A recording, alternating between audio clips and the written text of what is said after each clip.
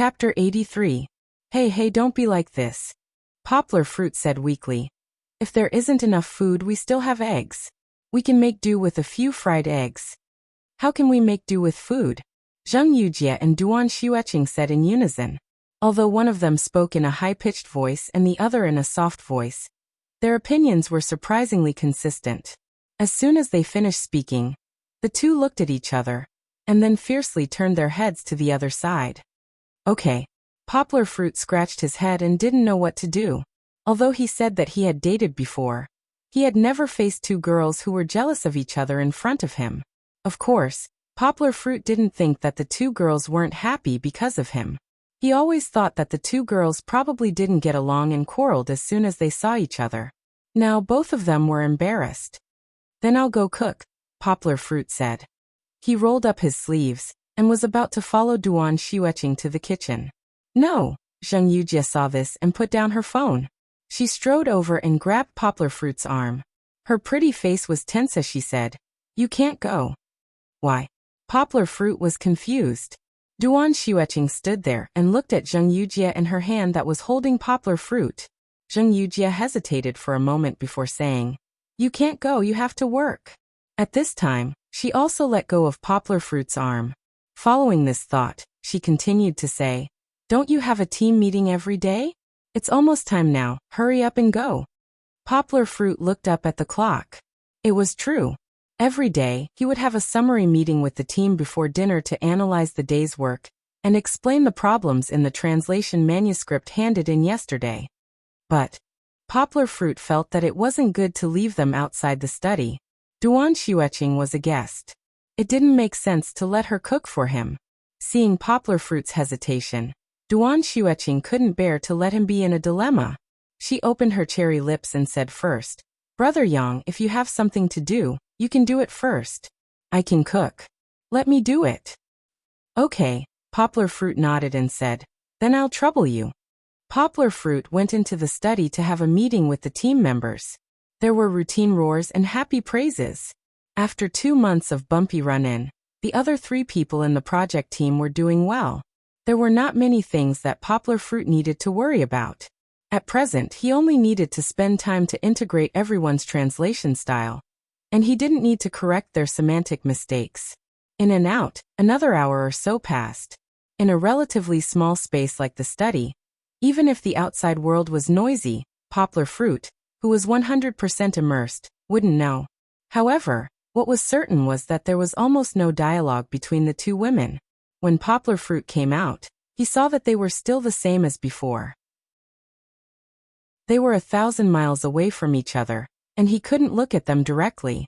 When he came out, the meal was already prepared. Looking at the table on the left, there were mushroom stir-fried cabbage, assorted shrimp, and edamame stir-fried beef. On the right, there were braised pork, sweet and sour pork, and fried fish. Some people might ask, why is it the left and the right? Because these two groups of dishes were placed on the table not next to each other, and the distance between them was enough to pull a horse for a walk. Without asking, Poplar Fruit knew that the 3 dishes on the left were brought by Duan Xueqing, and the 3 dishes on the right were ordered by Zheng Yujie. Duan Xueqing liked light food, and she rarely ate big fish and big meat. Even if there was meat in the dishes, it was chosen by Poplar Fruit. Zheng Yujie, on the other hand, was a carnivore. She used to live a luxurious life in Beijing, and she didn't like plain home-cooked food. After washing their hands and eating, Poplar Fruit was in the middle of 2 beautiful women. Zheng Yujie took the lead and moved her chair very close to Poplar Fruit. Under her proud eyes, Duan Xueqing gritted her teeth and didn't show any weakness. Poplar Fruit didn't know whether to laugh or cry as he sat in the middle. Even though the fan was set to the highest setting, he was still sweating profusely. On one hand, it was because he was tightly pressed against them, and on the other hand, it was because he couldn't think of any way to persuade them. It was really awkward to be stuck in the middle. Picking up the chopsticks and the bowl of rice, Poplar Fruit called out to the 2 women, Come, eat quickly. It's already so late. If you don't eat now, the food will get cold." Poplar Fruit thought that eating food and stuffing food into their mouths wouldn't make them cold. But he was wrong. After Poplar Fruit sat down, he felt more and more that he couldn't eat properly. Just as he raised his chopsticks, Duan Xueqing and Zheng Yujie stared at him from left and right. Their eyes were filled with anticipation, and even a trace of coercion and threat. They wanted to see what he was going to pick with his chopsticks. The atmosphere suddenly became extremely bleak, and Poplar Fruit suddenly froze in mid-air. What should I do? His chopsticks were about to fall to the red braised pork, but Duan Xueqing's beautiful big eyes were a little misty. Fortunately, Poplar Fruit was quick-witted. He picked up a piece of red braised pork and put it in Zheng Yujie's bowl. Then he picked up a big shiitake mushroom from the dish on the left and gave it to Duan Xueqing. He kept saying, "Eat. Why are you looking at me?" But how could the two women who were already fighting with each other give up so easily? What happened before was just an appetizer. The war had just begun. Zheng Yujie, who was bold and unrestrained, was the initiator of the war. She didn't listen to him and start eating. She rolled her eyes, lifted the hair by her ear with her left hand, and picked up a piece of sweet and sour pork ribs with her right hand from the plate for Poplar Fruit. She said with a smile, "Poplar Fruit, come and try my sweet and sour pork ribs. This is your favorite. See if it suits your taste." "What do you mean by your sweet and sour pork ribs?" Poplar Fruit kept complaining in his heart. The 3 dishes on the table, including Duan Xueqing's, were all bought from outside. If he relied on these 2 women to cook, he wouldn't be able to eat anything tonight. Under her urging, Poplar Fruit had no choice but to pick up the sweet and sour pork ribs in the bowl and gnaw on them. Speaking of favorite dishes, Poplar Fruit didn't have any favorite dishes. But last time when he ordered takeout, the sweet and sour pork ribs in the restaurant were indeed the best among all the dishes. So Zheng Yujie thought that Poplar Fruit's favorite dish was sweet and sour pork ribs. Well, not bad, it's delicious.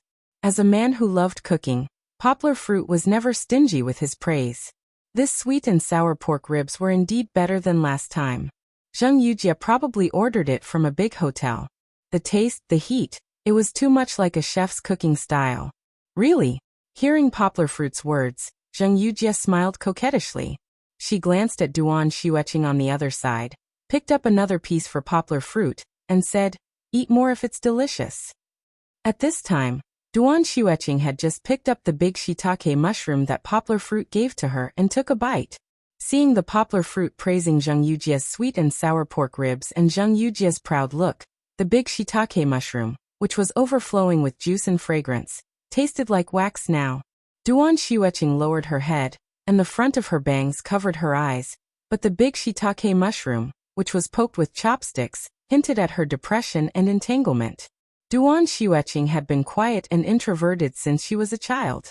Even today, when she took the initiative to buy groceries to eat with Poplar Fruit, it took her several days of struggle to convince herself to do so.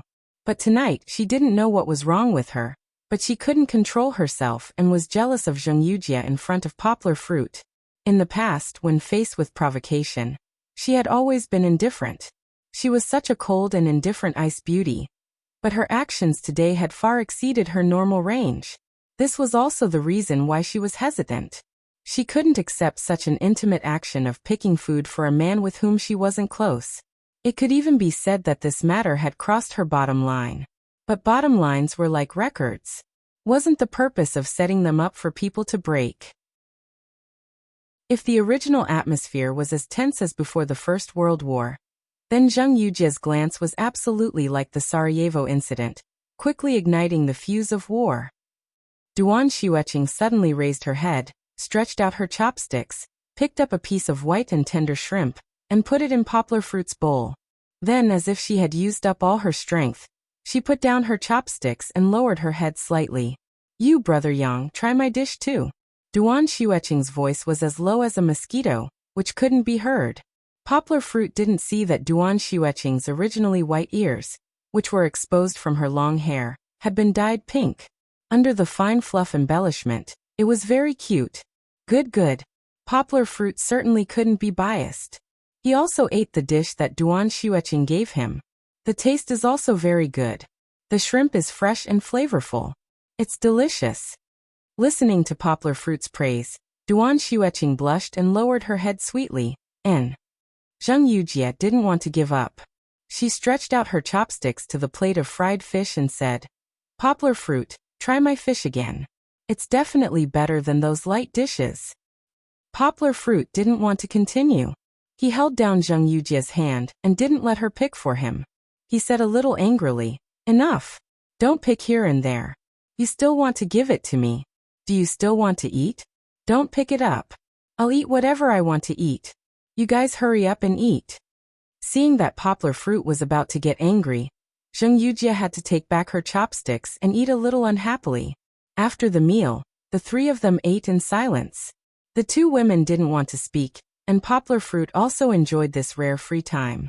He even thought about his work just now. This sumptuous meal was finished in this strange and wonderful atmosphere. Chapter 84. After the meal, Duan Xueqing and Zheng Yujie stood there, not talking to each other, but occasionally they would make some eye contact. Zheng Yujie's eyes were full of provocation and impatience, as if to say, "The meal is over. Why are you still here?" Duan Xueqing, on the other hand, was cold. There was not much emotion in her eyes, but a kind of stubbornness was hidden under her long eyelashes. No one proposed to clean up the table, so Poplar fruit had to stand up, pick up the bowls and chopsticks on the table, and walk to the sink in the kitchen. As soon as he moved, the two women stood up. Poplar fruit quickly said, "Sit down, I'll do it."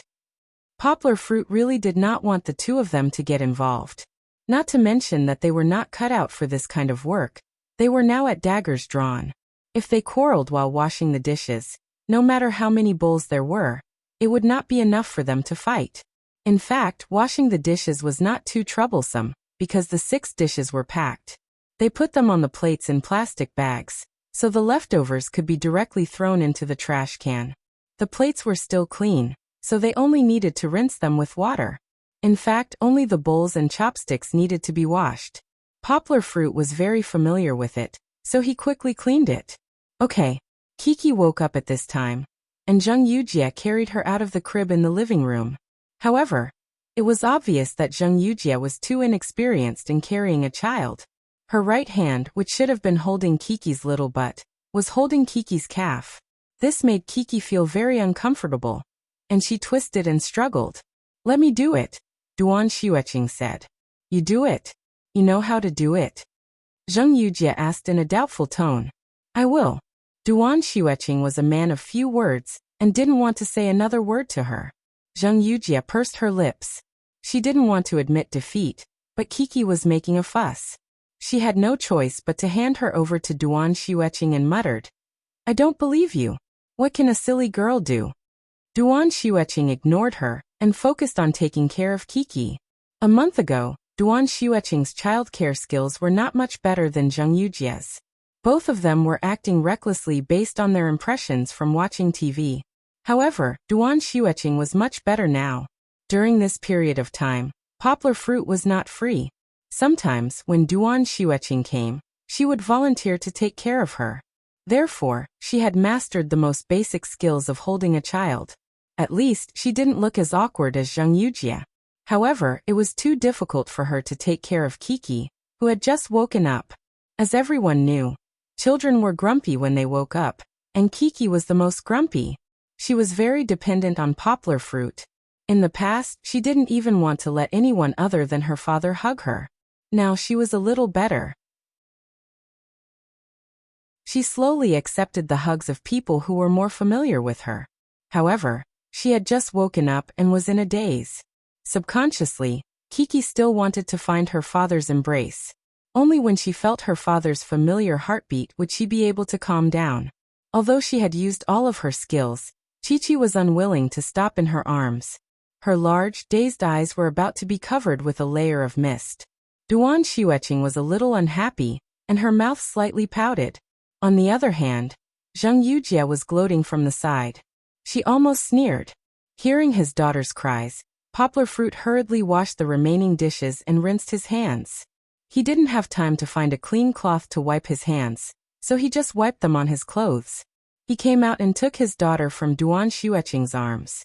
As he hugged her and slowly patted her back, Poplar fruit gently reprimanded Kiki. "That's Auntie Xueqing. Kiki, Why are you crying? Isn't it good for Auntie Xueqing to hug you? Why do you insist on Daddy hugging you? Daddy also has things to do. Kiki's little head leaned on Poplar Fruit's shoulder. Although she didn't cry in the end, her little mouth pouted and she looked very aggrieved. After that, Poplar Fruit made milk for Kiki while asking Duan Xueqing about her plans. It was already very late. Although it wasn't like the school where the dormitory closed every night, if she didn't go back after 9, it would be too late at 10 or 11. As a girl, it was indeed a little dangerous. Yet, it's better to go back early. It's so dangerous at night. Zheng Yujie also agreed, but such words of concern sounded a little fake coming from her mouth.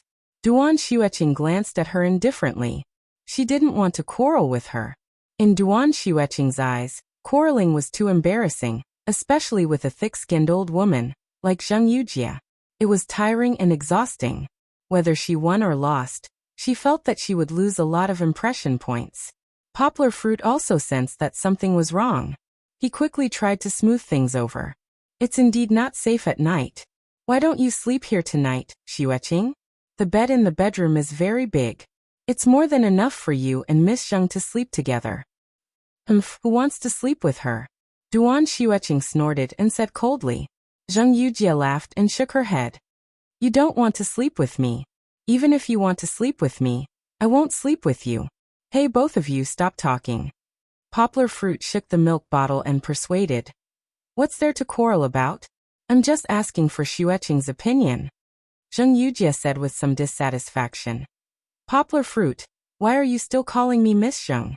Didn't we agree before? Call me Yujie. We're already like this. Why are you still so reserved? What do you mean by already like this? Poplar Fruit covered his head and complained. If she said this, people who didn't know the situation would think that Poplar Fruit did something to her. Anyway, you're not allowed to call me Miss Zheng. It's so unpleasant. Zheng Yujie glared and said angrily. Duan Xueqing stood silently by the side. Poplar Fruit didn't want to leave her out and said, Xueqing, why don't I send you back? Duan Xueqing said softly, there's no need. You're also very busy. The little girl said very considerately. Poplar Fruit said with a smile, it's fine. I also want to take Kiki out for some fresh air. She's bored to death from staying at home all day. And okay then, Duan Xueqing said. Although she was still indifferent, her tone was much more cheerful than before. I'm going to. Zheng Yujie jumped up from the sofa and shouted. What are you going for? You stay at home and look after the house. Poplar Fruit rejected. How could he let the two of them stand together? It was too annoying to quarrel. I won't go then. Zheng Yujie shook her head and sat back on the sofa to play with her phone. Although it was already night time, carrying Kiki and Duan Xueqing on the road, Poplar Fruit was still the couple that attracted the most attention. It was like a celebrity family going out. The man was handsome, the woman was beautiful, and they were even carrying a child. Poplar Fruit didn't just send Duan Xueqing to the entrance of the neighborhood to take a taxi. Instead, he accompanied her back to Duan Xueqing's place. Along the way, Duan Xueqing chatted a lot with Poplar Fruit. Although she was a girl who didn't smile much, Duan Xueqing couldn't help but ask about Zheng Yujie's situation. Poplar Fruit didn't hide anything and directly explained Zheng Yujie's situation to her. Although Duan Xueqing was still somewhat dissatisfied with Zheng Yujie's thick skin staying at Poplar Fruit's place, Poplar Fruit's performance along the way made her feel a lot better. At least, she wouldn't be so unhappy that she couldn't sleep at night. Chapter 85. Plans could never keep up with changes. This was an unchanging truth since time immemorial. Just like Zheng Yujie's originally planned National Day holiday, just like how Poplar Fruit's already tight schedule of translation, and just like how the whole world's plans to publish sect leader Qiao's autobiography were all disrupted by a sudden piece of bad news. On the 5th day of National Day, sect leader Qiao, who had been battling pancreatic cancer for many years, could no longer escape the entanglement of his illness. On October 5th local time, he passed away at the age of 56. The official news was announced by Apple's board of directors the next day. However, Dongxin Publishing received the news on the same day. Everyone was shocked, regretful, and mourning for the passing of a great leader of their generation. At the same time, their hearts were in their mouths. Sect leader Qiao's sudden death meant that their previous plans had to be scrapped. Sect leader Qiao's autobiography could be said to be a literary work. However, in the hands of publishers and booksellers, it was an out-and-out commodity. Since it was a commodity, it had to be sold to realize its value. For a book that had become popular all over the world before it was even released, it was destined to be a bestseller. However, who could guarantee that it would continue to be popular forever? Everything had a freshness period. If they didn't push it out while everyone was paying attention to it, after a period of time, when everyone's enthusiasm died down, who would buy it? Especially sect leader Qiao. Even though he had passed away, there were still overwhelming news reports. This was all free advertising.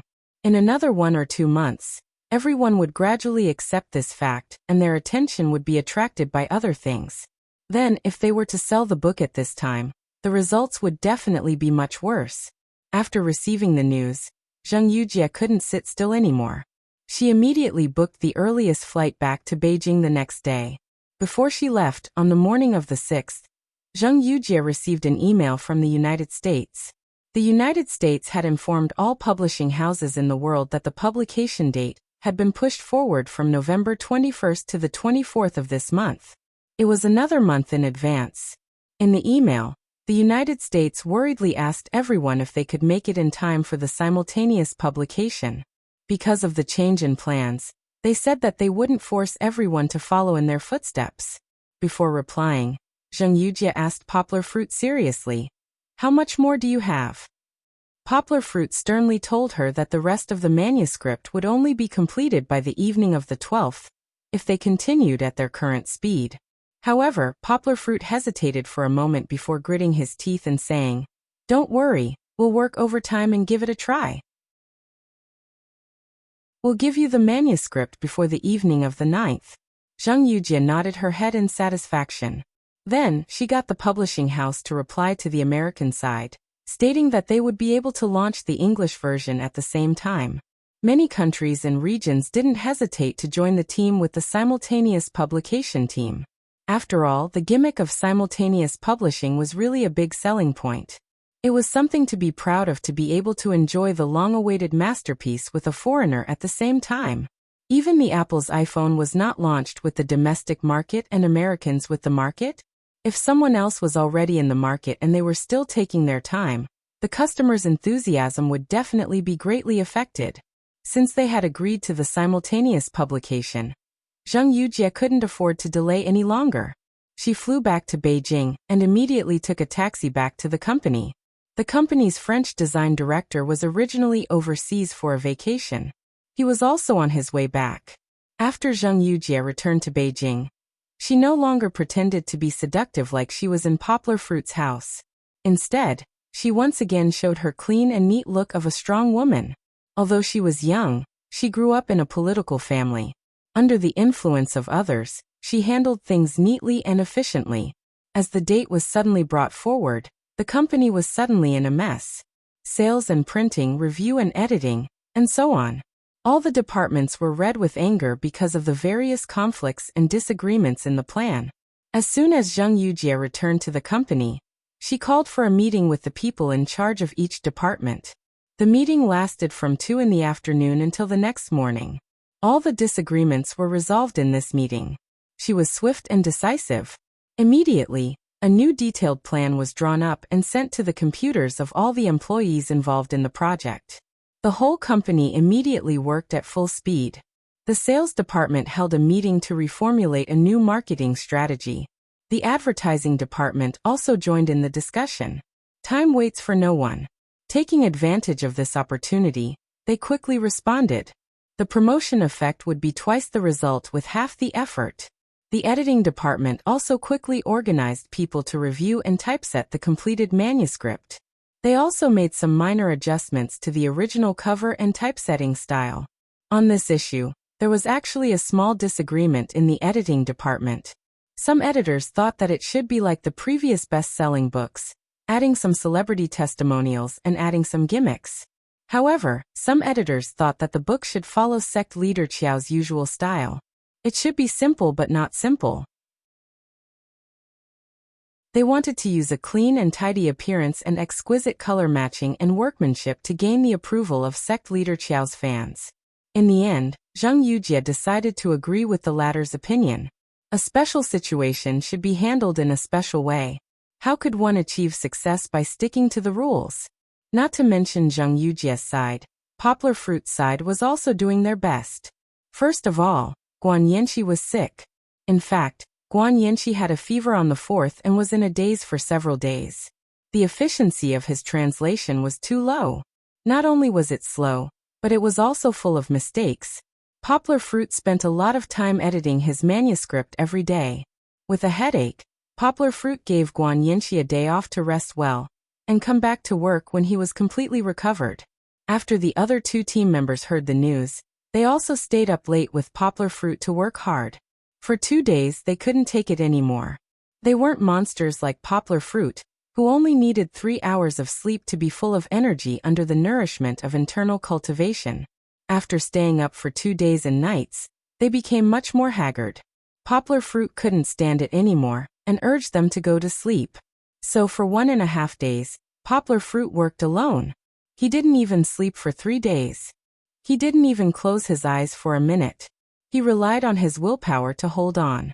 The task was very difficult. He had to finish 6 days' worth of work in 3 days, and Guan Yanqi fell sick at the beginning.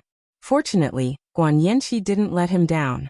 After a day, he was revived and returned to the team. He was Poplar Fruit's right-hand man. When he was full of energy, he translated more than the other 2 team members combined. So more than 2/3 of the manuscript was done by Guan Yanqi and Poplar Fruit. These days he really didn't have time to take care of Kiki. Poplar Fruit even called his godmother over. Later, Lu Suqin laughed at him and said that not only did she take care of the little one, she also took care of the elder one. She was talking about Poplar Fruit, who was busy for 3 days. Poplar Fruit didn't have time to take care of his daughter. Kiki, who was most clingy to her father, naturally couldn't stand it. In the beginning, she would cry for a long time every time she woke up. Lu Suqin couldn't do anything about it. In the end, she still had to carry her to Poplar Fruit. Looking at his daughter's teary eyes, Poplar Fruit's heart softened. He hurriedly put down the work in his hands and hugged his daughter to comfort her. Of course, Poplar Fruit, who was worried about the manuscript, didn't stop. He coaxed his daughter while he translated the manuscript in his mind. He was half-hearted, which made Kiki very unhappy. Although she stopped crying, she still patted Poplar Fruit's chest unhappily. She even smeared her snot and tears on his collar. Poplar Fruit didn't know whether to laugh or cry. Hard work paid off. After 3 days of tireless work, they finally finished the manuscript on the 9th. Guan Yanqi even joked in the group, "This manuscript still has our body temperature." It wasn't appropriate to describe it as fresh out of the oven. But this manuscript was definitely their hard work. After handing in the manuscript, Poplar Fruit directly fell into bed and slept for the whole night and the whole morning. Ever since he started practicing inner qi, it was the first time he didn't wake up early. The exhaustion from 3 days of sleepless nights had penetrated deep into his bones. The rest was only temporary. As the highest level of English in the project team, Poplar Fruit still couldn't rest. He had to review all the manuscripts with the review team. The review team was responsible for checking if there were any typos, and he was responsible for checking if there were any inconsistencies or mistakes in the translation. The publication would be released simultaneously on the 24th. So the publishing house had to deliver the final manuscript to the printing house before the 14th. After the 14th, Poplar Fruit could finally breathe a sigh of relief. His task in publishing this book had come to an end. He had done all he could, and the rest depended on the market's reaction. As a translator, even if it was a book written by someone else, he would still see it as his own child after flipping through it. Parents always wanted their children to be successful, and Poplar Fruit also hoped that his child would be recognized by others and obtain good results. However, the waiting process was also unsettling. Through Zheng Yujie, Poplar Fruit received a lot of news, and one of them was sect leader Qiao's biography. The pre-sales online could already be described as explosive. No matter what, it would definitely be able to sell well when the time came. However, selling well didn't mean that Poplar Fruit's translation would be accepted by everyone. This was because the so-called good results were due to sect leader Qiao's fame, and it didn't reflect the quality of the work. Therefore, when he heard such good sales, Poplar Fruit didn't appear too happy. He was even a little worried. As the saying goes, it's hard to please everyone. 1,000 people would have 1,000 Hamlets in their hearts, and their evaluation of the book would be different. The more people bought the book, the more people would see the results of Poplar Fruit's translation. However, no matter how well they wrote, there would always be people who wouldn't like it. Chapter 86. Just as the entire Dongxin publishing house was making the final preparations for the release of the new book, someone sneakily looked up at the other colleagues who were busy walking around. Then, when no one was paying attention, he took a USB flash drive and copied several documents from the computer. At night, in a dark alley, two men wearing hooded sweaters on a hot day quietly met. The tall and thin one whispered, "Where's the information? Give it to me." His tone was hurried, as if he was afraid of being discovered. "Where's the money?" The slightly fat one said leisurely, "Your uncle, you gave me something, do you think I will treat you badly?" The tall and thin one lowered his voice and said angrily, "Brother Gao, you didn't treat me badly before, but now it's hard to say." The fat one chuckled softly and said, "I know you don't have much income now, but I took a big risk by taking out this information, so I don't want much, just 50,000 yuan. 50,000 yuan? Are you trying to extort me?" The tall and thin one's eyes were wide open, spraying anger in the dark night. "Hee, you also know if this matter is traced back to me, I will definitely not be able to bear the consequences. If it wasn't for Brother Gao taking care of me in the past, it wouldn't be this price." The fat one said, "Where's the manuscript? Is the manuscript inside?"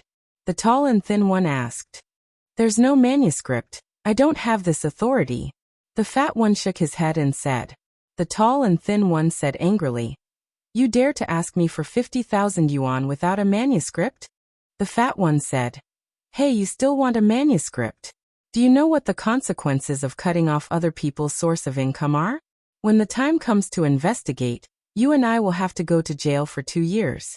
Besides, can you afford to buy a manuscript? This information is up to you whether you want it or not. Forget it if you don't want it." When he spoke, he tilted his head, not letting the tall and thin one see his small eyes that were still shining even in the dark. After hesitating for a moment, the tall and skinny man gritted his teeth and said hatefully, "I'll buy it. That B*TCH Sheng must pay for it. I'm telling you, if I find out that this information is useless when I go back, you better watch out." He took out a few stacks of money from his backpack and handed them to the fat one. The fat man took the money and weighed it in his hand. He originally wanted to say a few words, but he swallowed his words. It was not worthwhile to provoke a mad dog. The tall and thin man's surname was Gao, and his name was Gao Feng. In fact, he used to be an editor at Dongxin Publishing. After the deputy editor retired, he was the most promising person to be promoted to this position. However, Zheng Yujia's sudden appearance shattered his dream of being the deputy editor. He came from the countryside and worked hard in a big city like Beijing for more than 10 years. He didn't get married and worked hard every day. He wanted to climb up and stand out, so that all the people who looked down on him before would worship him when they saw him. He had been an editor for more than 10 years, and had won the appreciation of the retired deputy editor. The deputy editor had once joked that he would be his successor during a dinner party, which made him think that he could be proud of his success and reach the peak of his life.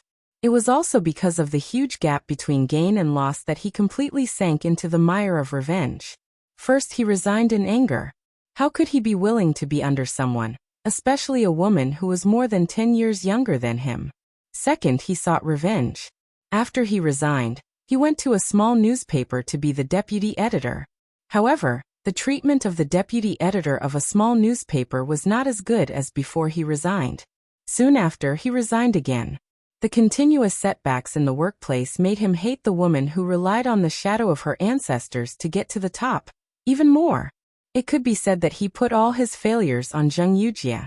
Since 3 months ago, he began to crazily look for opportunities to take revenge on Zheng Yujie. When his mentality was at its worst, he was like a mad dog. He was unhappy with everyone he saw and scolded. The fat man was one of his few friends in the company.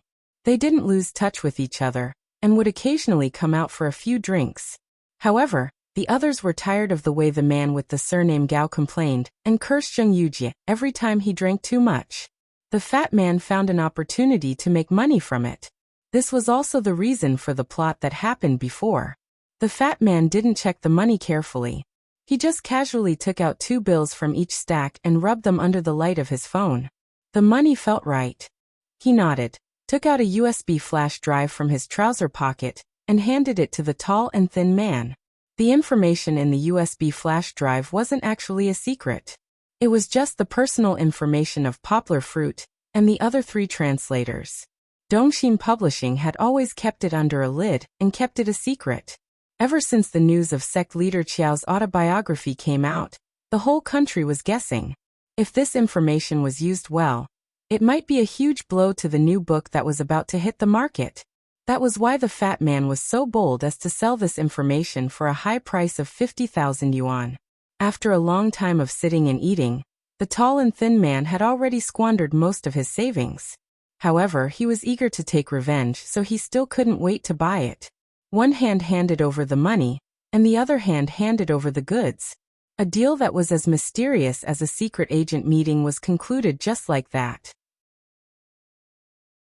The two didn't continue to chat. The fat man held the stack of money and went home with a face full of joy. The tall and thin man also tightly clenched the USB flash drive in his palm. He quickly walked out of the alley, called a taxi, and went straight back to his residence. The room was a mess.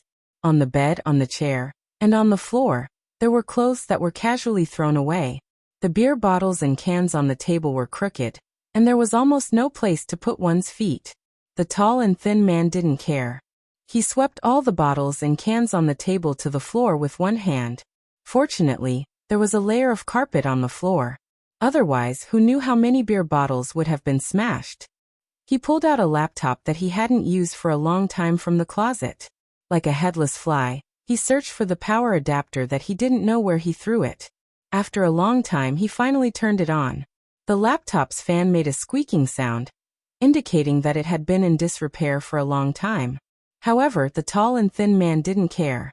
What he cared about was the contents of the USB flash drive inserted in his left hand. He opened the information that was less than 10 megabytes but cost him 50,000 yuan. The tall and thin man skimmed through it 10 lines at a time. Gradually, his eyes became brighter and brighter, and the corner of his mouth pulled out a slanted sneer. Hee hee, you're actually so bold. You even let me have something on you. The tall and thin man growled. Fuck. Zheng Yujie, you stinking bitch, you're dead. Haha, you see how I'm going to make you suffer. You stole my future. You're just a useless bitch who relies on connections.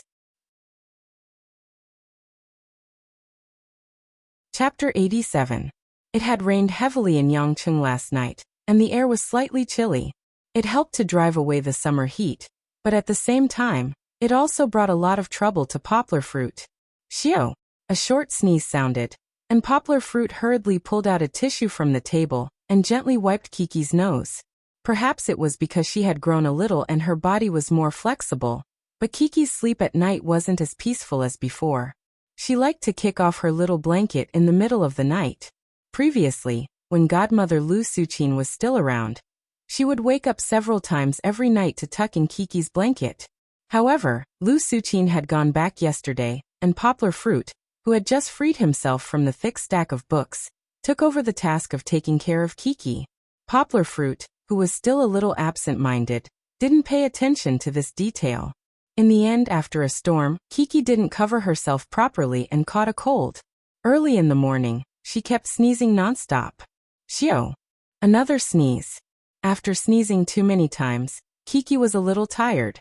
Her little hand grabbed onto her father's collar, and her chin rested on her father's shoulder, looking very pitiful. Her big eyes were a little dazed, and her eyelashes fluttered lightly. 2 drops of clear liquid dripped from her little nose. And when she breathed, there was a slight sound of snoring. Poplar Fruit pulled out another tissue and wiped Kiki's new snot. After wiping too much, the tender skin under Kiki's nose had turned red, and Poplar Fruit's heart ached. "Oh right." Poplar Fruit threw down the paper box and took Kiki's little handkerchief from the shelf in the bathroom. He washed it in the sink, wrung it until it was half dry, and brought it to the living room. Using a little handkerchief to wipe Kiki's nose was better than using a tissue. After all, a handkerchief was softer and wouldn't cause as much friction to the skin. She had too much snot, so she needed to be hydrated. Poplar Fruit poured half a bottle of warm water for Kiki to drink. Kiki took the bottle and sucked it in big mouthfuls. It seemed that she was also thirsty. Yonggwa worriedly lowered the milk bottle a little, afraid that she would choke if she drank too quickly. However, after drinking the warm water, Kiki's spirit finally recovered a little. The frequency of her sneezing also decreased a lot, which made Poplar Fruit a little relieved. Poplar Fruit gently patted Kiki's little butt and scolded jokingly, "Little Kiki, you're naughty. You don't sleep well at night. Look, you're sick. Dad has to serve you the whole morning." Chi-Chi didn't know if it was because she understood her father's gratuitous accusation, or because it hurt to be spanked by her father, but Chi-Chi's little mouth pouted and she sniffled in grievance. Her 2 big eyes that were as black as pearls were quickly covered with mist, and then she began to sob. This time, Kiki's crying was different from the past. In the past, her crying could be described as loud and earth-shattering. But this time, Kiki was like a little kitten that was licking its wounds in a dark corner. She lowered her head, silently crying, and pouted her mouth high. That aggrieved look was pitiful. Poplar Fruit saw that. Oh no, he made the little ancestor cry. Poplar Fruit couldn't bear to see women cry, let alone his own daughter. Every time she cried, Poplar Fruit would empathize with her, and his heart would ache. Moreover, Kiki was still suffering from a cold. Her nose was already flowing nonstop, and now that she was crying, it flowed even more. Poplar Fruit hurriedly wiped away Kiki's tears and snot while coaxing her. Kiki used her actions to tell her dad that she was very obedient. Poplar Fruit only coaxed her for a minute or 2, and she stopped crying. After her little face was wiped clean, she gently leaned under her dad's neck. Poplar Fruit's soft hair cushioned his collarbone. Poplar Fruit could clearly feel the softness of Kiki's hair. Poplar Fruit's heart was about to melt at this moment. He didn't know that the corners of his mouth were curled into a happy arc. Even the bright sunlight on the balcony seemed to pale in comparison. Poplar Fruit lifted his daughter a little higher. His chin gently lifted Kiki's little head, and his lips gently left a kiss mark on her forehead. Kiki also lifted her little head, and used her delicate little face to rub against her father's big face.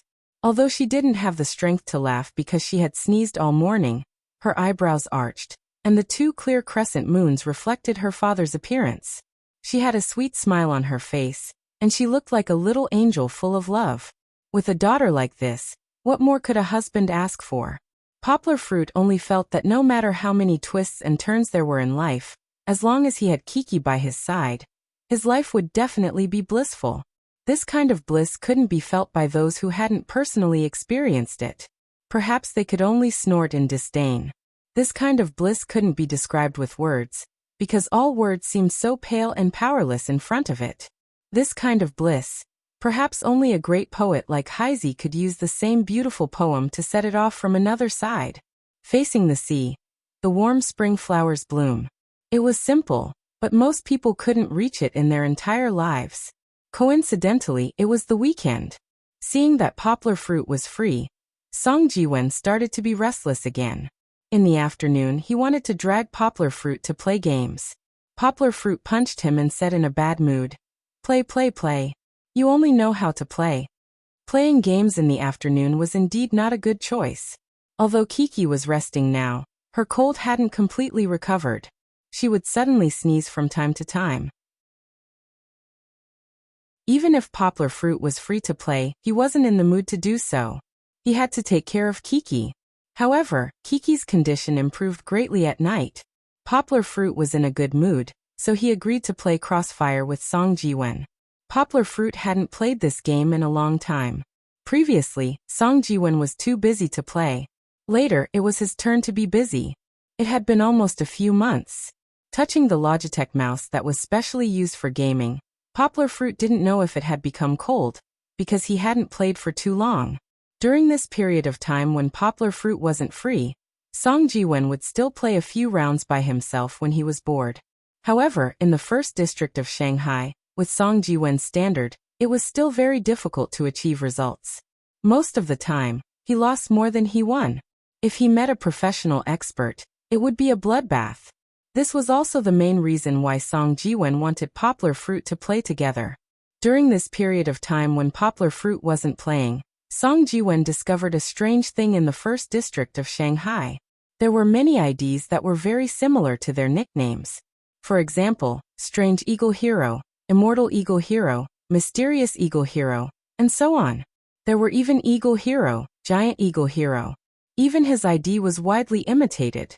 This phenomenon had been lively for a long time. At one point, it was so popular that you could see similar IDs in every room you entered. It didn't gradually disappear until the beginning of October. Song Ji-wen had always been puzzled by this strange phenomenon. However, he was too lazy to look into it, so until now he still didn't know what was going on. He once told Poplar Fruit about this matter as a joke.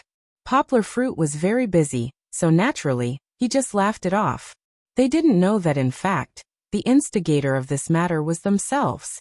This matter had to be traced back to 2 months ago at the beginning of August.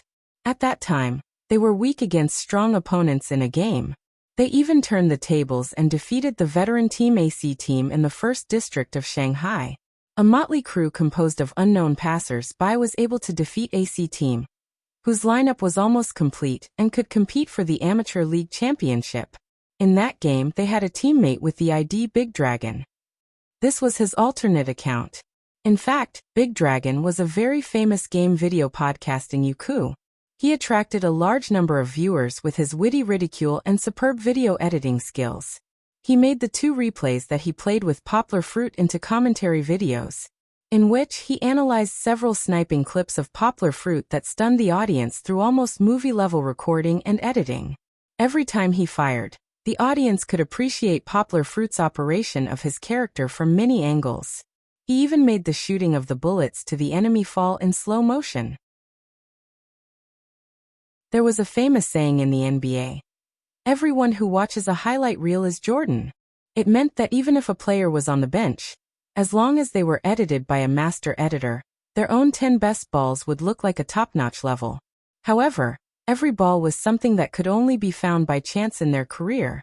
Poplar Fruit was the same. His shooting skills, which were already very good, were edited by Big Dragon. It looked like he was at the level of the god of marksmanship. Moreover, he defeated AC Team, which was famous in the amateur world. This made the audience who watched the video exclaim, "The god of marksmanship is among the people." The video was first pinned by Yuku on the main page of the gaming channel.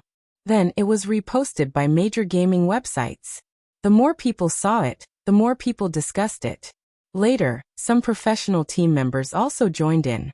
Some simply thought it was fun and reposted it. Of course, they also said a few words of praise for Poplar Fruit's skills. However, some inexplicably jumped out and pretended to be the god of marksmanship. They criticized Big Dragon for over-exaggerating.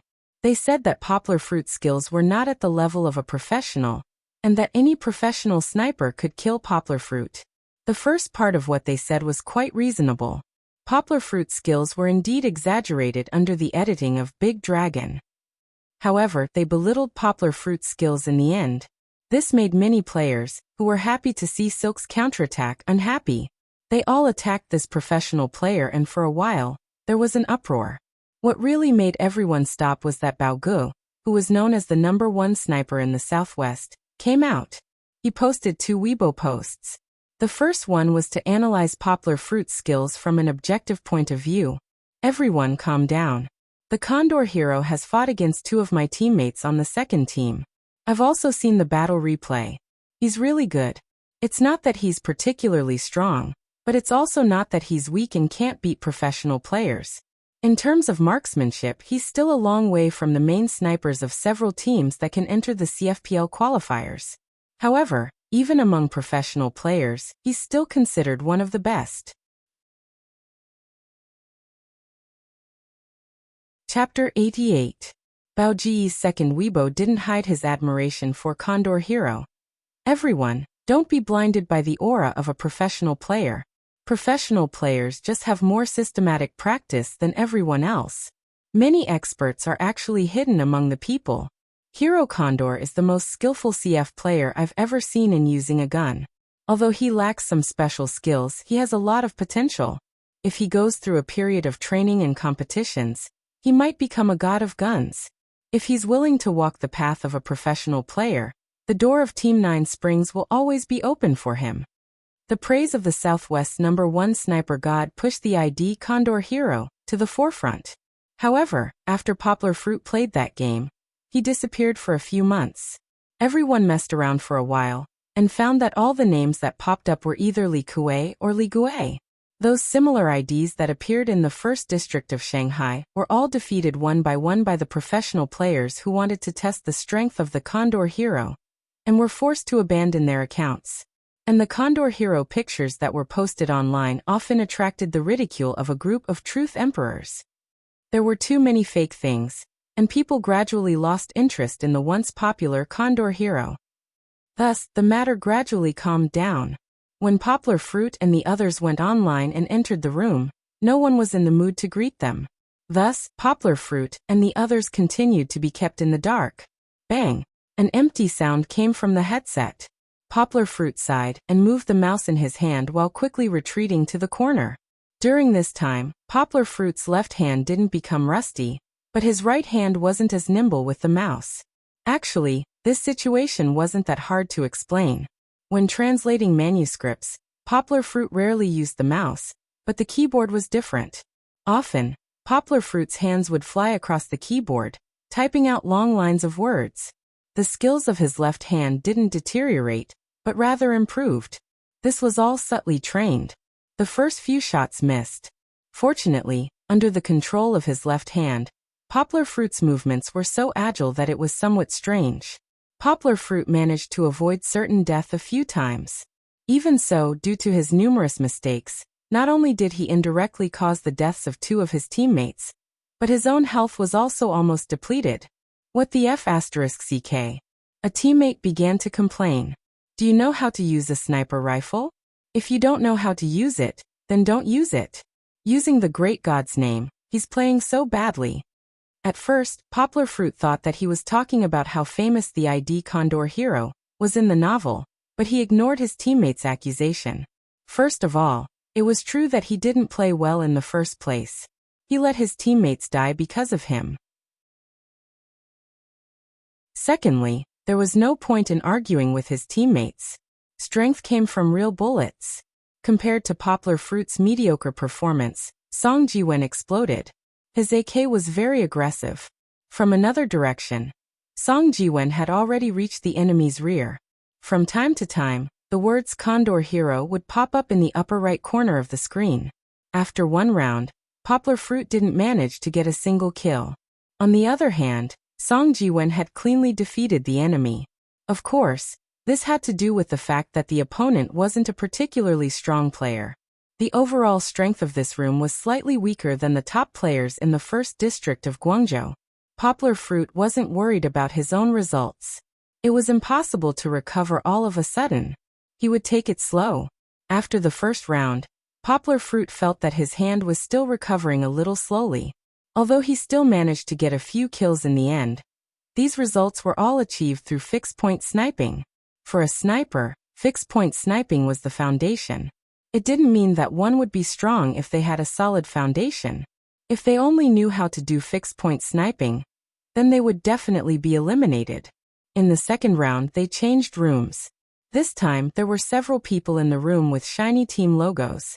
It was obvious that they were experts. Poplar Fruit and Song Jiwen weren't surprised by this room. Instead, they were happy. A one-sided battle was meaningless. It was better to have a bit of a stalemate. Seeing the two of them join, A few people in the same team started discussing in their own team's chat. F***ck my idol group. A member who had been shocked by Poplar Fruit's highlights said. It can't be real, right? So many of them have been eliminated. I think this pair is fake too. Then I'd rather end them and clear my idol's name. Poplar Fruit didn't know. He hadn't even started fighting yet, but he had already completely aroused the fighting spirit of the experts in the amateur team. The consequences were predictable. In the first round, Poplar Fruit had just come out of the spawn point when a sniper bullet came from afar. It hit Poplar Fruit's thigh unexpectedly. Poplar Fruit contributed the first kill in the entire game. In the second round, Poplar Fruit was surrounded by 3 people in the middle lane. He was depressed and fell to the ground again, becoming a spectator. In the third round, together with Song Jiwen, Poplar Fruit and Song Jiwen were targeted by the opponents. Wherever they were, it would be like a bonfire in the dark night, attracting countless mosquitoes. They were still surrounded in less than 30 seconds. Poplar Fruit was angry. Could they still play the game happily? Targeting like this, they didn't even want to win. You only want to kill the 2 of us? In response, Poplar Fruit's fighting spirit soared.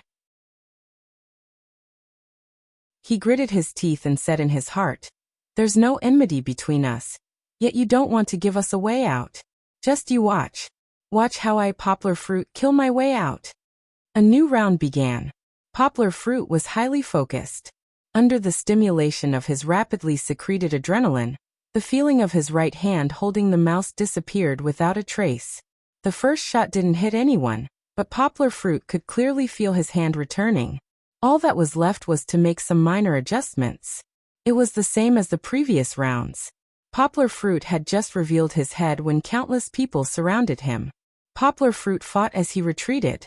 He used smoke and flash to delay the opponent's pursuit while looking for an opportunity to shoot. The second and third shots still missed. This increased the opponent's confidence, and they rushed out of their cover without caring about anything else. However, they didn't know that Poplar Fruit couldn't hit him because he had been shooting while moving. This sniper rifle had a much lower hit rate than a fixed-point sniper rifle. It was also very difficult to master. Poplar Fruit successfully lured the opponents out. At that moment, Song Jiwen suddenly attacked from the side.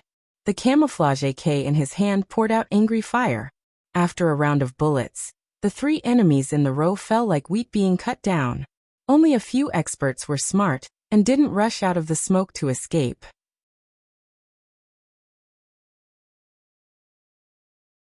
Chapter 89. This time, Poplar Fruit had indeed used himself as bait to lure the enemy into Song Jiwen's ambush. However, Poplar Fruit was not going to give up so easily. He had yet to make his move. Picking up his beloved AMW, Poplar Fruit did not rush forward. Instead, he retreated to the corner and waited for the enemy to show himself. The remaining people were all experts. Poplar Fruit chose to snipe from a fixed point, which he had the most confidence in. Suddenly, a flash was thrown from the opposite bunker. It bounced off the wall and into the middle of the road. Poplar Fruit quickly pulled out his knife and dodged back. Song Jiwen, who could not dodge in time, was hit by a blank shot. Then he shouted from the side, F***ck I'm dead. Poplar Fruit glanced at the top right corner of the map, where Song Jiwen had been shot in the head. His heart was as calm as a serene lake. His left hand's 5 fingers flew across the keyboard. His character jumped out from the corner of the wall. He raised his gun and aimed in midair. The moment his toes touched the ground, he pulled the trigger. The cold bullet drilled out of the barrel and mercilessly pierced an enemy's chest. The enemy's eyes were filled with shock. He saw Poplar Fruit's shadow jump out, but before he could react, his consciousness began to fade. Yonggwa didn't stop. He didn't wait to pull out the shell. He pulled out the heavy Desert Eagle from his waist and continued to fire as he charged forward. One on the left. Poplar Fruit fired 2 consecutive shots. The first shot hit the enemy's arm, and the second shot hit the larger target's chest. Another one on the right. Poplar Fruit suddenly turned around. 3 bullets swept out. The first shot missed, but the second and third hit the enemy's chest accurately. 6. Where were the other 2? Poplar Fruit suddenly caught a glimpse of a small piece of cloth near the bunker that had thrown out the flash. He decisively turned and fired. The Desert Eagle's ferocious firepower created a fist-sized hole in the wall. Sand and stone flew everywhere, but the enemy had already hidden. After 2 knocks, only the sound of the hammer hitting the firing pin could be heard. Out of bullets. Poplar Fruit's heart tightened. The opponent was an expert. He should be able to remember how many shots he had fired. There was no time to reload. This was a critical moment of life and death. Yongguo's heart was filled with a few words of classical Chinese. Instinctively, Poplar Fruit switched back to his sniper rifle. He did not even have the time to scope in. Relying on the Desert Eagle's crosshair, Poplar Fruit pulled the trigger of his AWM at the black figure that had jumped out. The enemy probably could not figure out how Poplar Fruit managed to pull out a sniper rifle and hit him in a situation where he was almost certain to die. Yongguo didn't expect that he would be able to use a blind sniping technique that he had never even thought of before, despite how cold his hands were when sniping. He could clearly feel that the shot was not a fluke. He really relied on the Desert Eagle's crosshair to determine the direction of the muzzle and accurately hit the enemy. Everything happened subconsciously, but it was so clear that he could even trace it back in his mind. There was one more. Poplar Fruit nervously jumped to the side. He was about to reload his gun when the notification showed that the game had ended. What happened? Song Jiwen told him with a smile that the 8 players on the other side did not all move together. One of them ran to Zone A to surround the enemy, but was surrounded by his teammates. In the next few games, everyone played with each other, and there was no longer a one-sided situation. Although Poplar Fruit had a flash of inspiration and used a difficult blind sniping technique, his hands were still recovering. There were indeed 3 or 4 strong players on the other side. They were all machine gunners. After seeing how strong Poplar Fruit was, they stopped underestimating him and started to play seriously. The one who benefited the most from this confrontation was actually Poplar Fruit. Because of the tense emotions, Poplar Fruit's recovery speed had significantly increased.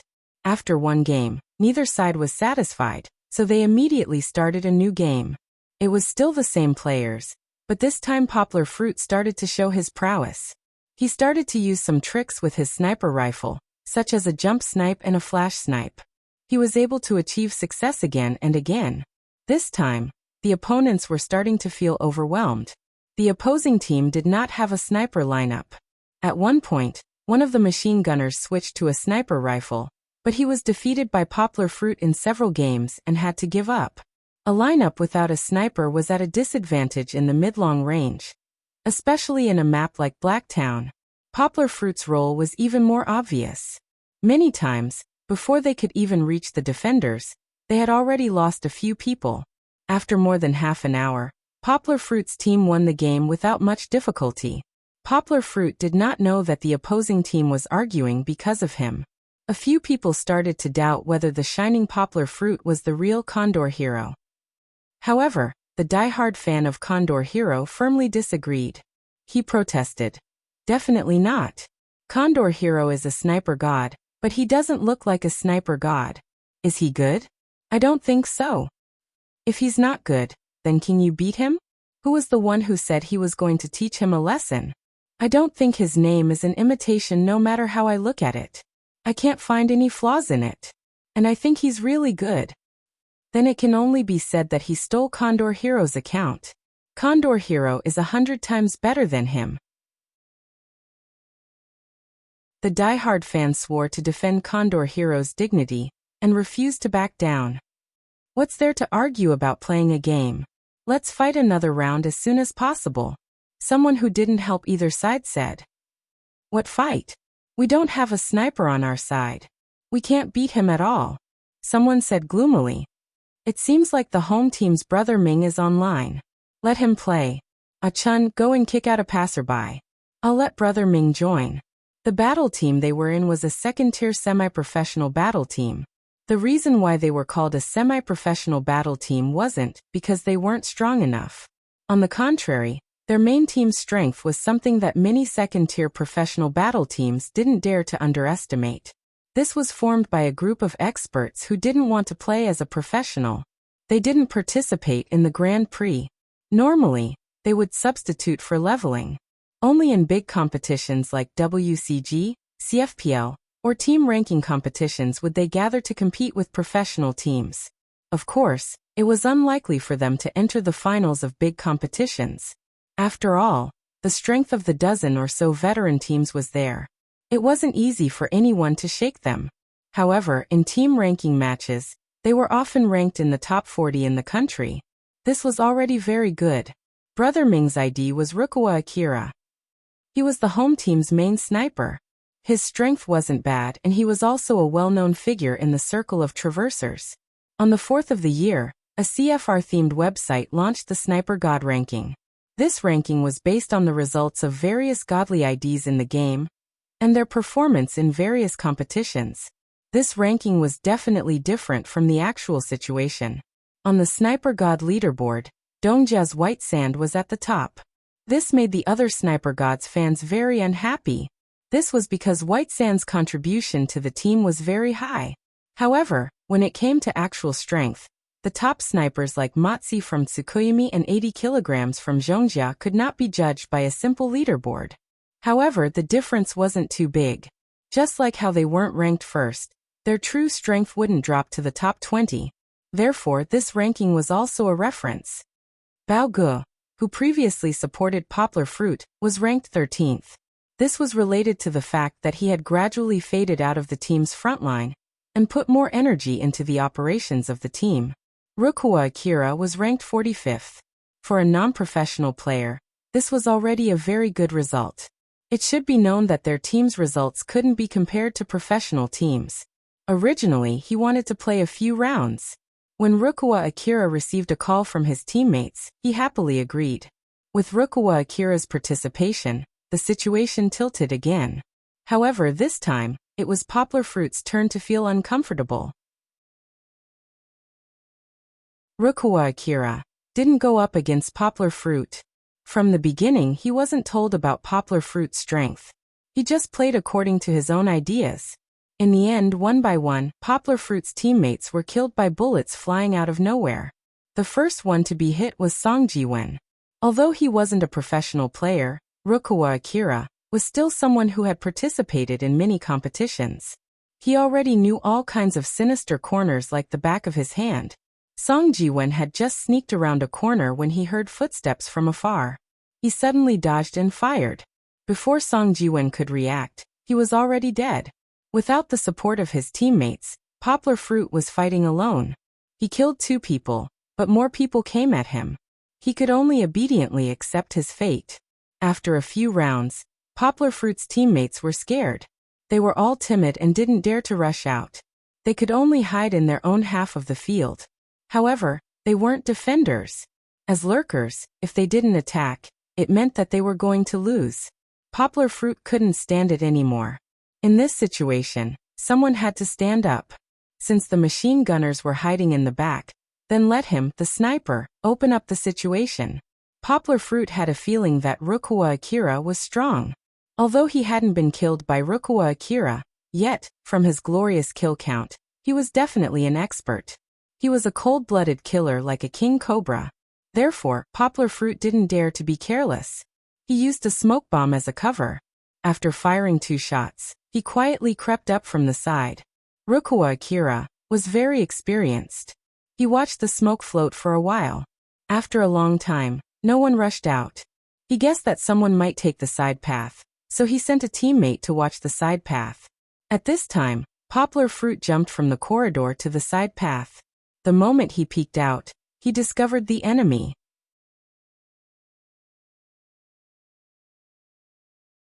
Chapter 90. Love at the Corner. No, it should be said that Poplar Fruit encountered obstacles at the corner. This was the perfect way to describe his feelings at the moment. Originally, he was supposed to quietly flank the enemy's escape route, but now, he had encountered an enemy guard. The enemy guard's reaction was not slow. A black shadow flashed at the bottom left corner of the screen, and he immediately turned around with his gun. Fortunately, Poplar Fruit had been vigilant. He jumped into the air and quickly switched to his sniper rifle. As soon as he landed, he scoped in and fired. Before the enemy could even aim, Poplar Fruit took the lead and killed him. Many people knew about this kind of blinking technique, but they could not learn it because the scope was held for less than a third of a second. In that instant, one had to see clearly, aim, and fire. This required a very high reaction speed. As soon as the gunshot rang out, Poplar Fruit's position was exposed. The experienced Rukawa Akira immediately turned his gun. As he prepared to give Poplar Fruit a head-on blow, he slowly retreated and gradually hid behind the wall. After waiting for 5 seconds, 10 seconds, 20 seconds, half a minute, Poplar Fruit still did not appear. Rukawa Akira frowned and felt a little uneasy. At this time, a notification that Poplar Fruit had killed his teammate flashed at the top of the screen. 2 seconds later, the notification popped up again. Another defender had fallen under Poplar Fruit's gun. It turned out that after Poplar Fruit killed the enemy guarding the path, he did not stubbornly follow his original route. Instead, he retreated and circled around to another enemy stronghold. Song Jiwen had already snuck up to the enemy.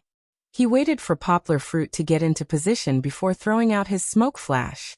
In the chaos, Song Jiwen deftly fired while moving between cover, attracting almost all of the enemy's firepower. Poplar Fruit calmly waited for 2 seconds. Then he jumped out and took down an enemy that was frantically suppressing him. Based on his previous position, he went through the crates and killed another enemy. There was only one enemy left in the stronghold. However, when he saw how ferocious Poplar Fruit and Song Jiwen were, he rationally retreated while firing. In the end, he hid in a relatively safe place at the Guardian's spawn point. After taking down a stronghold, the teammates began to get excited. They swarmed forward and squeezed into the stronghold. The person who was holding the bag quickly took the opportunity to grab the bag before it was time. Although the stronghold had been taken, it didn't mean that it was completely safe now. In the process of the lurker running from the middle road to the occupied stronghold, Rukawa Akira fired 2 shots from a distance, killing a lurker who was not paying attention to his position. After entering the encirclement, the lurkers switched from attacking to defending. Now they didn't need to care about how many enemies they killed. As long as they were in good positions and looked after each other, they wouldn't let the enemy attack. They would win if they could drag it out until the encirclement exploded. However, there were a few teammates who didn't understand. They felt that they had a huge advantage after entering the encirclement, so they couldn't resist the temptation of the enemy's gunshots and rushed out while screaming. When one rushed out, a few others couldn't help but rush out. They did indeed kill 2 enemies, but the guardians who were approaching had already formed a circle around them. As soon as they showed their heads, they were met with a hail of bullets. It could be said that they were at a loss for 2 people out of 4. If they counted the side that was originally on the defensive, it was absolutely a loss for them. Bang! Poplar Fruit killed the lurker who had just slipped back into their base and wanted to take the opportunity to sneak up on them. When he looked at the data, a big drop of sweat appeared on his head. Originally, they had a small advantage of 7 against 5, but his teammates had forcibly turned it into a 3 against 3. Was this the legendary 50-50? There was no time to hesitate, because the enemy had already rushed in. Song Jiwen, who bore the brunt of the attack, gritted his teeth and spilled bullets from his AK. The flames from the barrel of the gun reflected his cheeks red, and the golden bullet shells clanged and clanged as they fell to the ground. However, the effect was minimal. The enemy rushed in too quickly, and 2 of them rushed in at once. Song Jiwen hesitated for a moment. The barrel of the gun swayed back and forth, unable to find the focus. His bullets only caused a little damage to each of the 2 enemies, but he couldn't kill either of them. Song Jiwen could only watch as the enemy steadied himself, and then was shot in the head. Ah! Song Jiwen hugged his head with the headphones hanging upside down, and shouted in annoyance. He wasn't depressed because he was killed. Song Jiwen knew that he definitely couldn't escape this calamity, but he didn't manage to kill anyone. It was a pity that he died. The second to be killed was Poplar Fruit's other teammate. After Song Jiwen died, he hurriedly jumped out of cover and wanted to kill him, but he was quickly shot by Rukawa Akira, who was still vigilantly standing at the door. The advantage became even, and the advantage became a disadvantage. The 3 of them occupied the crate. One of them opened the crate, and the other 2 covered. Even if Poplar Fruit had 3 heads and 6 arms, he wouldn't be able to turn the situation around. He killed one of them with great difficulty, and the crate was successfully opened by the enemy. Damn it! Poplar Fruit bitterly squeezed the mouse. He was originally destined to win. He adjusted his mood and entered the next game. In this game, Poplar Fruit was still the same as in the previous game. He wandered outside alone, and relied on his superior reaction speed to kill a few defenders. Then, he gathered everyone to attack the enemy's relatively weak stronghold. The plan was perfect, but in fact, in the end, there weren't many defenders left to defend the crate. Some of them were killed by Rukawa Akira, who couldn't restrain himself and fought with others when Poplar Fruit was shot from the back. When faced with an enemy with higher tactical literacy to counterattack the crate, the defenders with fewer people couldn't withstand the bullets coming from all directions. This time, they lost even more cleanly. Poplar Fruit suddenly understood why the defenders became so passive. It was because there was a very powerful sniper, Rukawa Akira, on the other side. If he didn't kill him, it was almost impossible for the defenders to turn the tables. But could he kill Rukawa Akira? Yongwa had fought with Akira Rukawa before, and it was under the effect of waiting for an exhausted enemy. As soon as Yongwa fired, the other party dodged and then jumped out to pull the trigger. Fortunately, Poplar Fruit's left hand was very sensitive. He quickly tapped a few keys and pulled his character back behind the wall to avoid a bullet. Even so, Poplar Fruit was shocked. He saw that Rukawa Akira's marksmanship was very sharp. It was no wonder that his teammates' expressions changed. But Poplar Fruit didn't believe this. So what if he was an expert? Could it be that experts were invulnerable? He didn't believe it. The word retreat didn't exist in Poplar Fruit's dictionary. His stubbornness surged up again. The countdown to the next game began to flash. Poplar Fruit's heart was boiling with fighting spirit. He was waiting for the moment to start.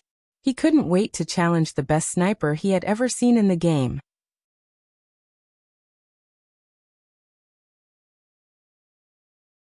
Chapter 91. 3210.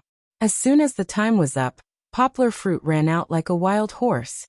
This time he no longer wandered on the path where few people walked. He wanted to have a fair and square confrontation with Akira Rukawa. So Poplar Fruit ran straight to the middle lane. For normal sniper players, the earlier they stood in the middle lane, the more initiative they would have. However, for snipers like Akira Rukawa, there was no such thing as first come, first served in the middle lane. This was because setting up a sniper in the middle lane was a bigger target. For a qualified sniper, changing positions after each shot was the truth. Poplar Fruit made this mistake. He had just stood in the middle lane and scoped in to wait for Akira Rukawa to appear. After a second, Poplar Fruit suddenly realized that something was wrong, but it was too late. A black shadow flashed in the upper left corner of the scope. Even with Poplar Fruit's fast reaction speed, the sniper rifle could only graze the corner of his clothes. There was no way to dodge. Poplar Fruit had just switched back to his knife when a bullet pierced his head. His body flew upside down. They had a bad start and lost the first battle. Poplar Fruit was a little depressed, but he wasn't discouraged like the others. Instead, he quietly waited for the next round to begin. It was still the middle lane, still the same gunfight. But this time, Poplar Fruit didn't stand in the middle of the road like a fool. He only peeked his head out from time to time, and then retreated. Every time he peeked his head out, a bullet would follow him like a maggot. It would either hit where Poplar Fruit had just been standing, or hit the corner of the wall, making a hole and brushing past Poplar Fruit's face. Akira Rukawa's reaction speed and accuracy were obvious. Poplar Fruit retracted his head 3 times, but on the 4th time, he ducked and squatted down, using a small ramp to avoid Akira Rukawa's soul-chasing bullet. He didn't stop and immediately opened his scope. At the same time, he got up and pulled the trigger less than half a second after the scope was opened. Everyone had the same thought process. Poplar Fruit's previous 3 attempts gave Akira Rukawa the illusion that Poplar Fruit was afraid. Although he knew it was wrong, he still stopped for a moment after firing and didn't immediately retreat. This gave Poplar Fruit a chance. Poplar Fruit had an incomprehensible reaction speed. As long as he aimed and fired, no one could escape. It was the same for Akira Rukawa. Although the shot was too fast and didn't hit a vital point, the sniper rifle's bullet was set to kill in one shot. Please don't worry about the armor of RMB players in real life. Akira Rukawa was careless and was killed by Poplar Fruit. Poplar Fruit's killing of Akira Rukawa was a big blow to the defenders because Akira Rukawa was ranked high in the country. He could be said to be the god of war in their hearts. How could they not panic when the god of war was killed? But for the spies, this was simply a shot of adrenaline. Finally, they didn't have to be wary of that dreamlike character anymore. Under the leadership of Poplar Fruit, the lurkers blew the horn to attack. Although Akira Rukawa was still instructing the defenders on how to defend, under the strong firepower, Point A was the first to fall. Soon after, the defenders were taken care of by Yonggwa and his little companions one by one. This round was won cleanly and neatly. After this game, the situation was very clear. This game was not so much a confrontation between the lurkers and the defenders, but rather a showdown between Poplar Fruit and Akira Rukawa. In a shootout between the two, whoever won, the other side could almost be said to have won half of the game. You are very good. A sentence suddenly popped up on the game interface. It was Akira Rukawa's words on the public channel. Obviously, the you he was referring to was Poplar Fruit, who had just defeated him in a shootout. Thank you, you are also very strong. Poplar Fruit hesitated for a moment and typed in response. Again. Akira Rukawa said. His words were like gold, and he had the characteristics of a cold killer. The game started again, and the two once again came to the middle lane. Without saying anything more, they directly switched to the sniper rifle and started shooting. It was a bit like a one-on-one in basketball. The other teammates were very tacitly separated and did not create chaos for them in the middle lane. Poplar Fruit's reaction was very fast. At first, Akira Rukawa was a little flustered. He even hid behind cover for a few times before daring to come out again. However, Akira Rukawa was experienced. Although he did not dodge as fast as Poplar Fruit, his steps were very strange. 3 left, 4 right, 3 left, 3 right, 2 very irregular. Poplar Fruit found that his bullets were a little unable to keep up with his figure.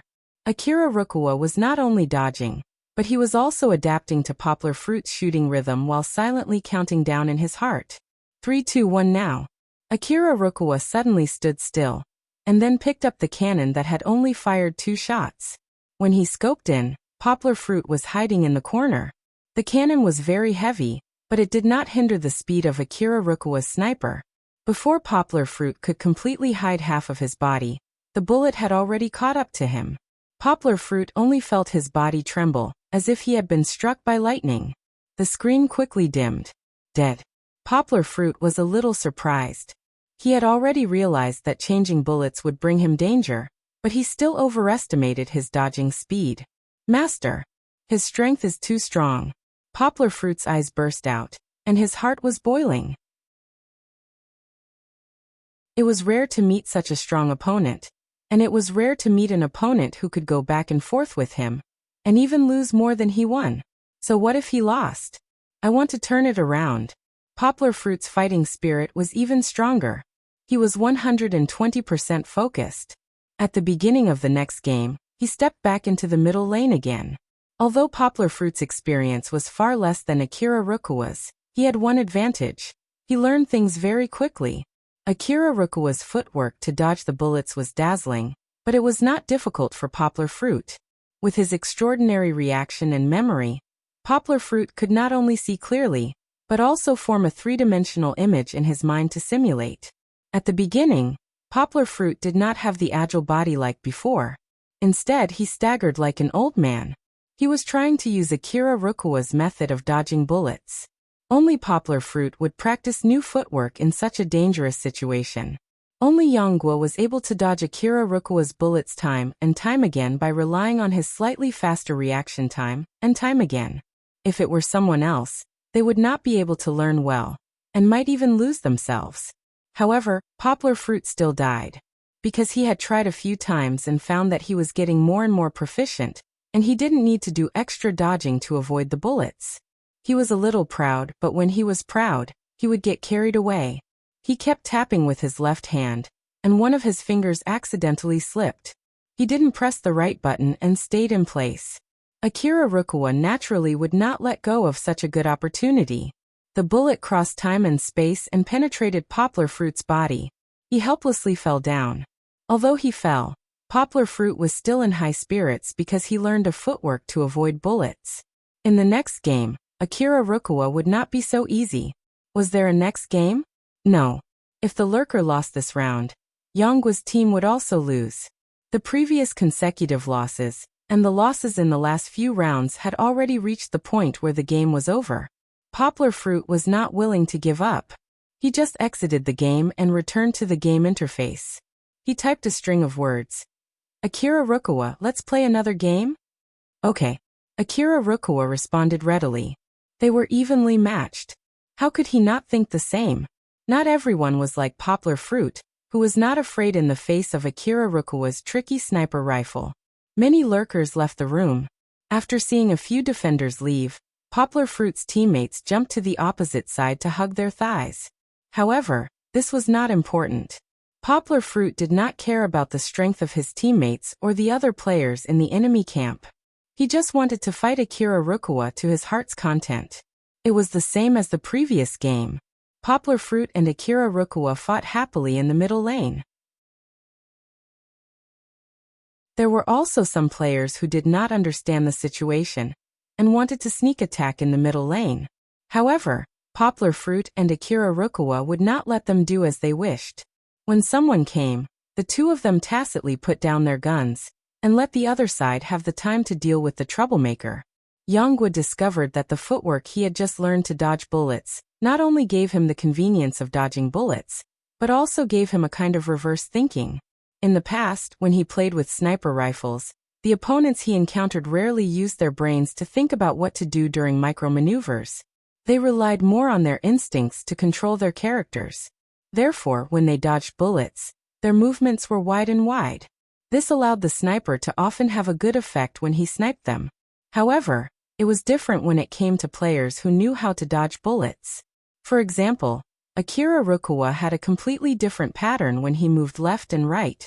It made it difficult to grasp the frequency of aiming with the sniper rifle, and the bullets would often miss. In this way, Poplar Fruit figured out a kind of reverse aiming method. He forced himself not to follow his usual thinking, but to change the direction of the sniper rifle. This way of playing made him feel very awkward, but the effect was surprisingly good.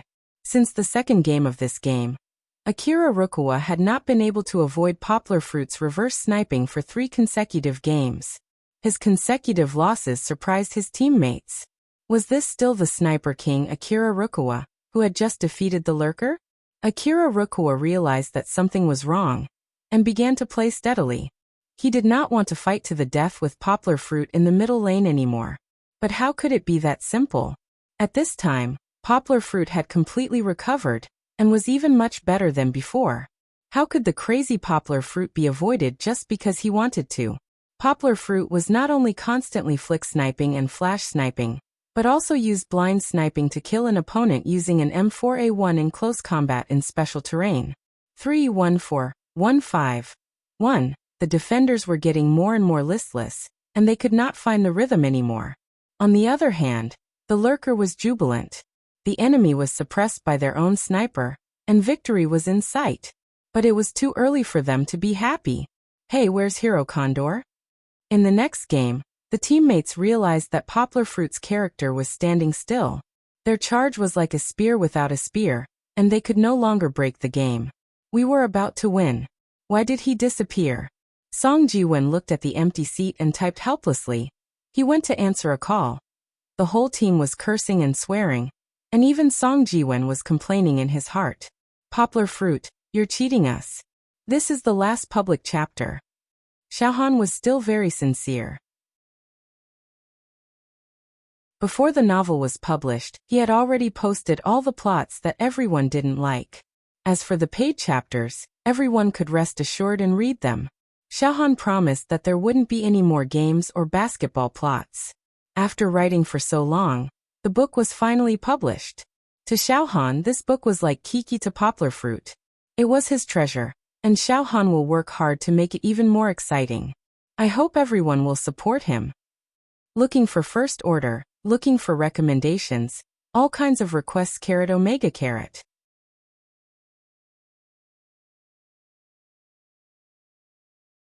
Chapter 92. Even though everyone was looking forward to it, Poplar Fruit never returned. Everyone was desperately trying to break through the defense line, but the tragic ending was already set in stone. The defense line had successfully turned the tables. Tricking a teammate was a matter that would make both humans and gods angry, but Yongwu didn't have the time to repent for his mistakes. He had just received a call from Zheng Yujie from Beijing, and found out that sect leader Qiao's autobiography was currently at the cusp of a storm. If they didn't handle it well, then they would face a truly tragic failure. Zheng Yujie's voice on the phone was trembling. It took her half an hour to explain the situation clearly. It turned out that a violent storm of public opinion had suddenly erupted on the internet this afternoon. On Weibo and forums, there were reposts of information about Poplar Fruit and the other translators. That's right, Poplar Fruit's age and qualifications had become the main target of the Internet Water Army's vicious attacks. Especially Poplar Fruit. When he submitted his resume, he didn't fill in his qualifications at Xinda Company.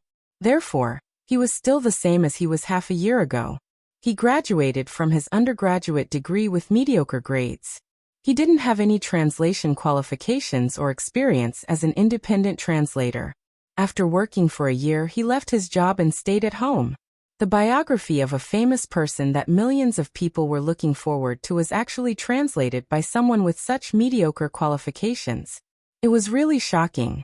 Not only that, but looking at the other people in the translation team, none of them were professional translators. One of them was even a science and engineering student. How could such a translation be convincing? At first, it was the Internet Water Army that came out of nowhere spreading the news. However, the news they brought out was really impeccable.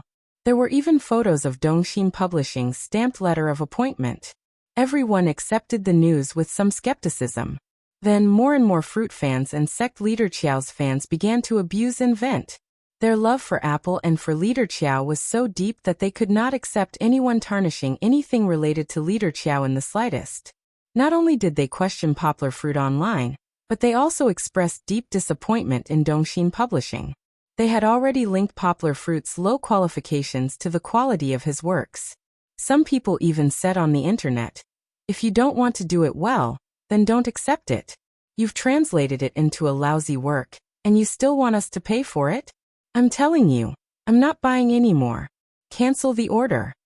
Under the instigation of a small group of people, there really were a lot of cancellations on the major online bookstores.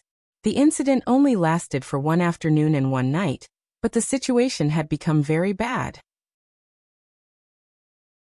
Whether it was Zheng Yujie or the management of Dongxin, they could not sit still anymore. They had to take action. The public relations department was taking action. Zheng Yujie finished the meeting in the middle of the night. She didn't have time to worry about disturbing Poplar Fruit. She quickly dialed Poplar Fruit's mobile phone and talked to Poplar Fruit. Poplar Fruit didn't know that his resume would drag everyone into such an awkward situation.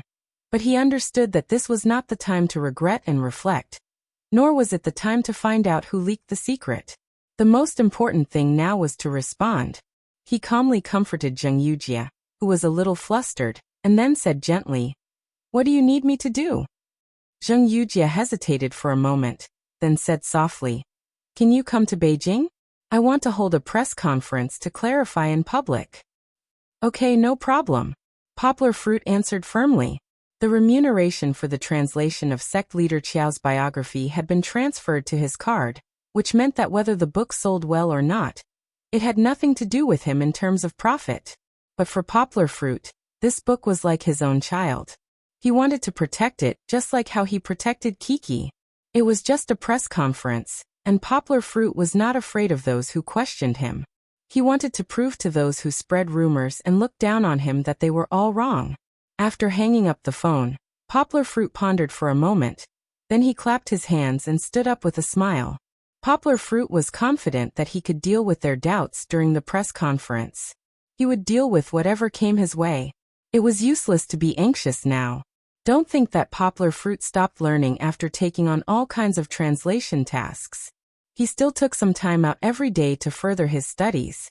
Although he didn't have time to learn other foreign languages in the past 2 months, in order to do better, he bought a lot of translation masters' works and theory books to read. It could be said that his understanding of English was getting deeper and deeper. On the other hand, after Zheng Yujie put down the phone, she could not calm down for a long time. Although things were not so bad that they could not be salvaged, she did not expect something like this to happen. Before this, the company had always emphasized confidentiality. So even under the close attention of the media, other than the recruitment notice for translators posted on the translation website, the situation of sect leader Qiao's biography was not known to the outside world. But just a few days before the official release of the biography, the information of the translation team, which had been hidden under the cover, was exposed at such a critical time. It was not difficult to see that this was not a coincidence. There was definitely a mastermind behind this. It was just that they did not know whether the target of this incident was Dongxin Publishing or Zheng Yujie and the power behind her. No matter who the target was, Zheng Yujie would not give up.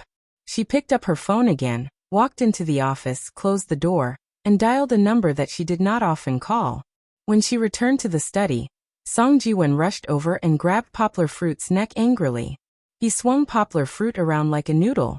"Damn it, Lao Gua, do you have to be such a scammer? You took a phone call for half an hour and left all of us there. We were having a good time and were about to win, but in the end, the tables were turned. You are a scammer." Song Jiwen's anger level was off the charts. Hey, I have urgent matters." Yang Guo was shaken so much that she couldn't speak clearly. "Stop shaking me." Under Poplar Fruit's apology and begging, Song Jiwen finally let him go. "I need to go to Beijing," Poplar Fruit said after he steadied himself and straightened out his clothes. Looking at Song Jiwen's puzzled expression, Poplar Fruit explained, "Sect leader Qiao's book has some problems." Poplar Fruit briefly explained the matter. Song Jiwen had already thrown his unhappiness to the back of his mind. His face was full of worry as he said, "Can you hurry over now? You have to know that public opinion is very scary. If you don't handle it well, those people on the internet can drown you with their saliva." Poplar Fruit smiled and said, "Since this matter has already happened, running away will not solve the problem. I have to face it and stand up to answer everyone's questions." He suddenly used his fist to lightly hit the wall. His eyes were full of confidence as he said, "The more they panic, the more I have to let them know that I am not the idiot they think I am. Don't worry. It's just a piece of cake."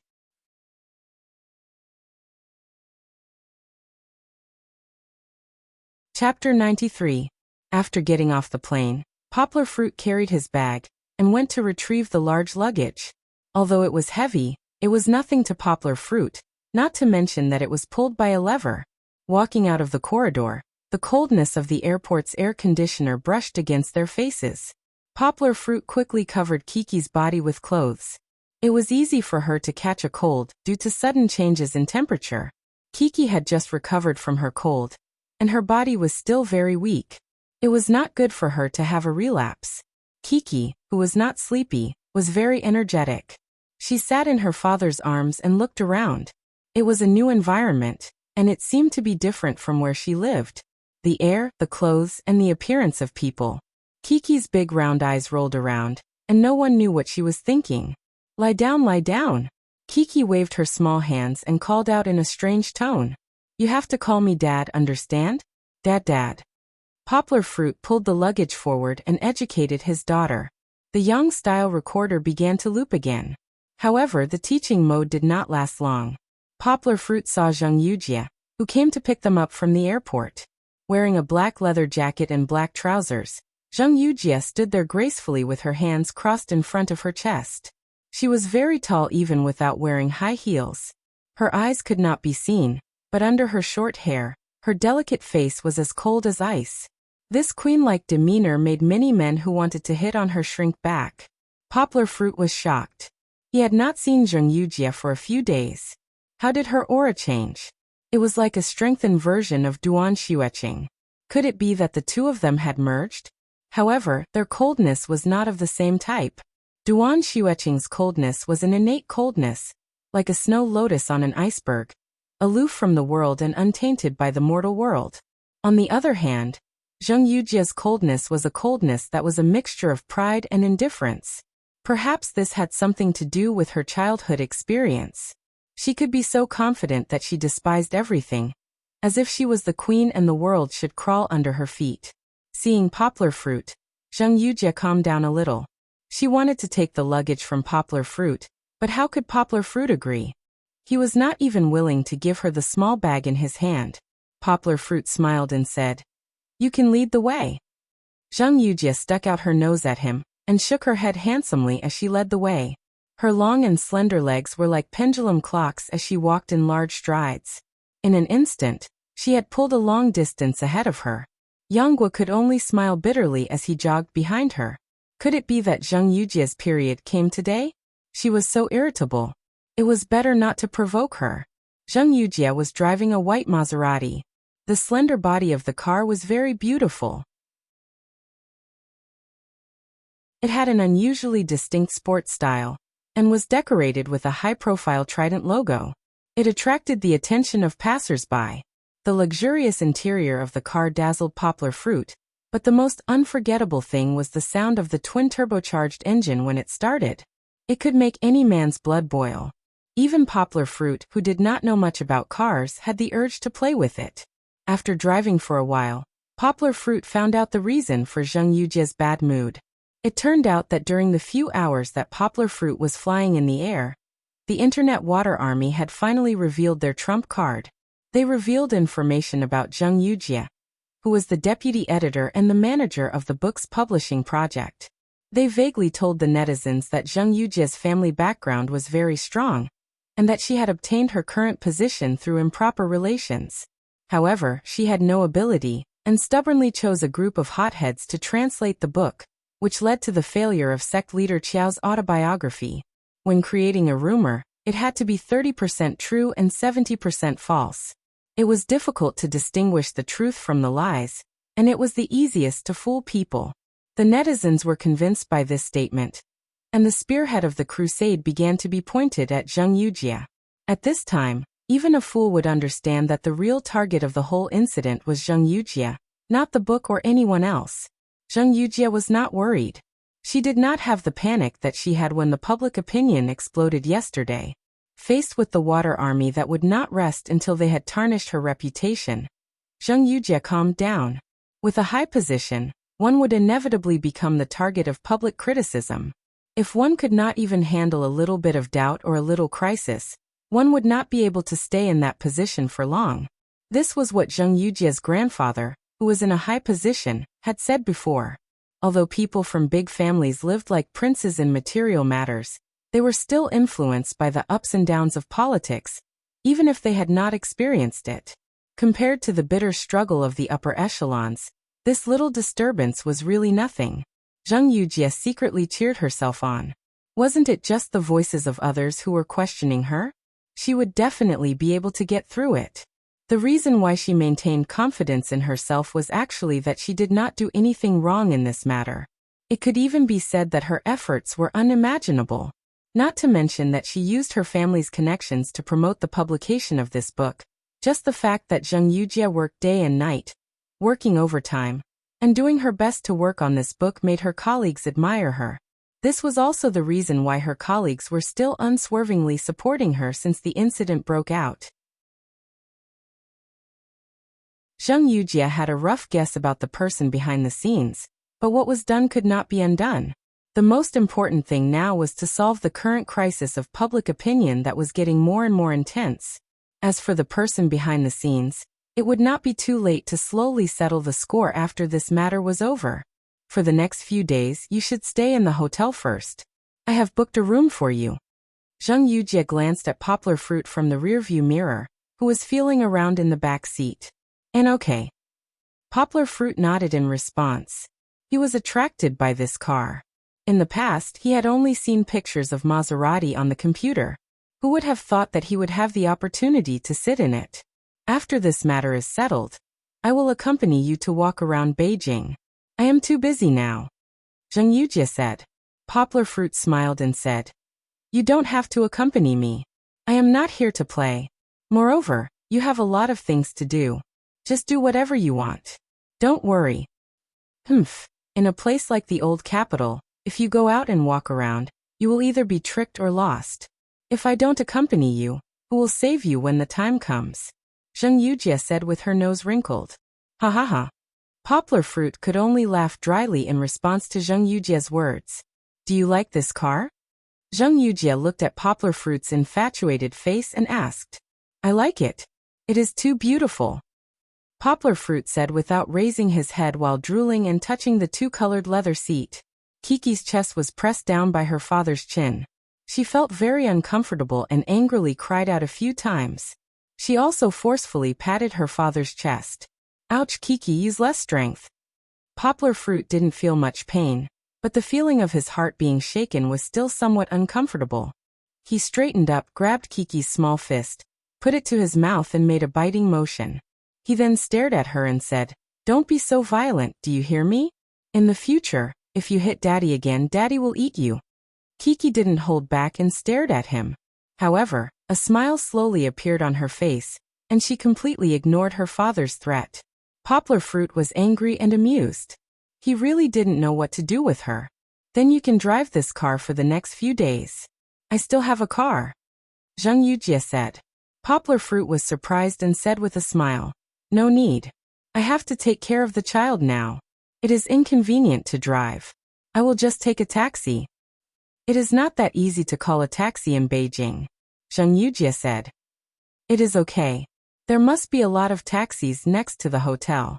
Besides, even if you drive for me, I am not familiar with the roads in Beijing. Poplar Fruit laughed. If you don't want it, then forget it. Really, I only let you play with it because you like it so much. Zheng Yujie pouted and said. This car was indeed her favorite.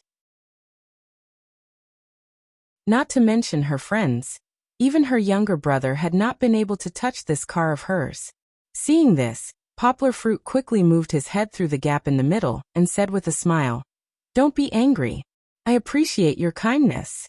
I like this car very much, but I really can't drive it. Why don't you drive me around more in the future? Zheng Yujie patted him on the head, and a smile appeared on her lips under the sunglasses. Her cold face softened as if ice and snow had just melted. She said angrily, Who wants to be your driver? When the time comes, you will drive for me. When they arrived at the hotel, Poplar Fruit had never heard of the name Beijing Guest Hotel. However, he found that Zheng Yujie had booked a very luxurious suite for him. It cost 888 yuan a day. Poplar Fruit pulled her and said, Yujie, why did you book such an expensive room? You could have just booked a single room. If I tell you to stay, then stay. Zheng Yujie, who took off her sunglasses, glared at him and said, This is the hotel we booked. We don't need to spend so much money to book a room. Don't worry. Poplar Fruit had to follow her in. The waiter behind them helped to drag the suitcase in. This luxurious suite had a living room and a bedroom. The living room was filled with exquisite furniture. There was also a table for guests to order food in the room. Pulling open the curtains of the living room, Poplar Fruit found that this was a floor-to-ceiling window wall. Looking out from the 16th floor, he felt that the scenery of Beijing was bustling and lively.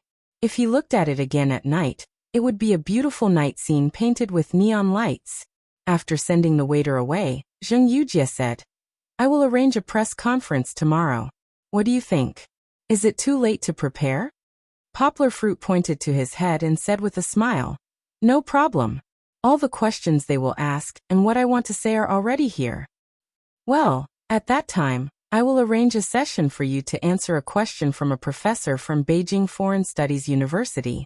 I will show you the outline tonight. You should also prepare how to answer it. Zheng Yujie said. Her beautiful eyes were fixed on Poplar Fruit. She was worried that Poplar Fruit would be unhappy with her arrangement. Poplar Fruit noticed her expression. He smiled and said, Don't worry. Leave the press conference to me. You have to have confidence in me.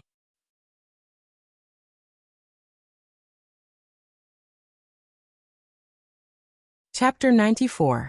Zheng Yujie sat down on the sofa and leaned against Poplar Fruit. She put her hands on her knees and straightened her legs, looking like she was stretching. She said, "I have faith in you. I always have." Yes, Zheng Yujie had pinned all her hopes on Poplar Fruit. Although she didn't say it.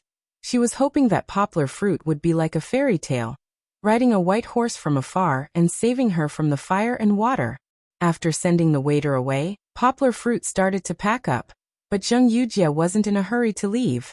She poured herself a glass of water, and then buried herself in the soft sofa again. She looked at Poplar Fruit with satisfaction and sweetness as he took out the things in the big suitcase one by one. Zheng Yujie felt that she was a little infatuated with the feeling of being by Poplar Fruit's side. She didn't know why, but as long as Poplar Fruit was by her side, she would feel especially at ease and her thoughts would be very clear. No matter how many grievances she went through outside, no matter how much wind and rain she went through, when she saw Poplar Fruit, all the negative emotions would vanish. Yes, his face was so handsome, his voice was so gentle, his chest was so broad, and even the way he carried things was so charming. She really liked the way he bent down and stood up. Milk powder, diapers, children's clothes, no.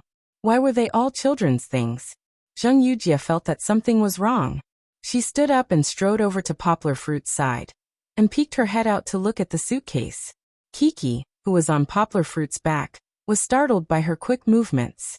Kiki looked up in surprise and stared at her blankly. "Where are your clothes?" Zheng Yujie stared at Poplar Fruit and asked, "Aren't my clothes there?" Poplar Fruit gestured with his hand, and pointed at a small pile of clothes at the back of the big suitcase. Zheng Yujie lowered her head and covered her forehead with her left hand. Her head was full of black lines. She shouted in a low voice, "Yang Xiaogua, I'm asking you, where's your formal wear?" She almost pulled her hair, and went crazy. Can't I wear casual wear?" Poplar Fruit said, blushing with shame. He did have a set of formal wear, which was the one he wore to the blind date. However, one day when he was feeding Chi-Chi, he accidentally knocked it over and spilled milk all over it. He didn't have the time to dry clean it, so it was covered in white stains. Moreover, this formal wear didn't fit him anymore. Yanghua thought that he wouldn't have many chances to wear it, so he didn't wash it. Thus, he didn't bring it with him this time. Of course not. Zheng Yujie really wanted to pinch Poplar Fruit's ears to see what was in his head. Who had he seen wearing wrinkled casual pants at a press conference? "Let's go, I'll take you to buy clothes." All right, Zheng Yujie found that she couldn't just leave him like this. Thus, she pulled Poplar Fruit out of the door without any explanation. Driving her flashy Maserati, she did a beautiful drift around the corner, and found a parking lot to park her car. The two of them took a Shaoduan road before arriving at their destination, Jiji Building. It was a large building that occupied a vast area. Looking from afar, it looked like a majestic castle. It occupied 2 streets, and both sides were surrounded by slightly undulating, wavy walls made of glass. The front of the building was at the corner of the street, and the signboard was hung big, with the words, "Latte and Time Department Store" written on it. "Let's go." Zheng Yujie pulled Poplar Fruit's hand and dragged him forward. In order to keep up with her, Poplar Fruit had to give up looking left and right and strode forward. Although the two of them were walking parallel to each other, Zheng Yujie didn't have the slightest intention of letting go. She still used her warm and soft hand to hold Poplar Fruit's 4 fingers, and pretended to walk forward naturally. However, her shoulders were very stiff. If someone paid attention, they would be able to see through her thoughts. Poplar Fruit didn't pay attention. He saw that there were many clothing stores in the building, and many of them were selling suits. He asked curiously, "Yujie, there's something to buy over there. Let's go there?" "We're not going to those cheap stores." Zheng Yujie took a look and pulled Poplar Fruit. "Let's go upstairs." "Cheap." Poplar Fruit thought as a drop of cold sweat dripped down his forehead. Looking at the decorations of those stores, it would cost at least a few thousand yuan to walk in. If this was considered cheap, then what level of quality would the non-cheap stores be? Being pulled by Zheng Yujie, Poplar Fruit could only blindly follow behind. The two of them came to a very fashionable clothing store. The store was very large, so large that one could hang a large piece of clothing. Bright lights shone in every corner. Only when one walked in could they feel the elegance of the layout. What kind of store is this? Gucci. Gucci doesn't seem to be a brand like this. 4G letters around a square. Also, wasn't Gucci supposed to be selling bags? Although Poplar Fruit had read a lot of books, he really didn't know anything about fashion. Or rather, his understanding of fashion only existed on the surface. In order not to expose his ignorance, Poplar Fruit quietly pulled up a piece of clothing and looked at the label. Givenchy. Oh, Poplar Fruit understood. It was Givenchy. It was a French brand.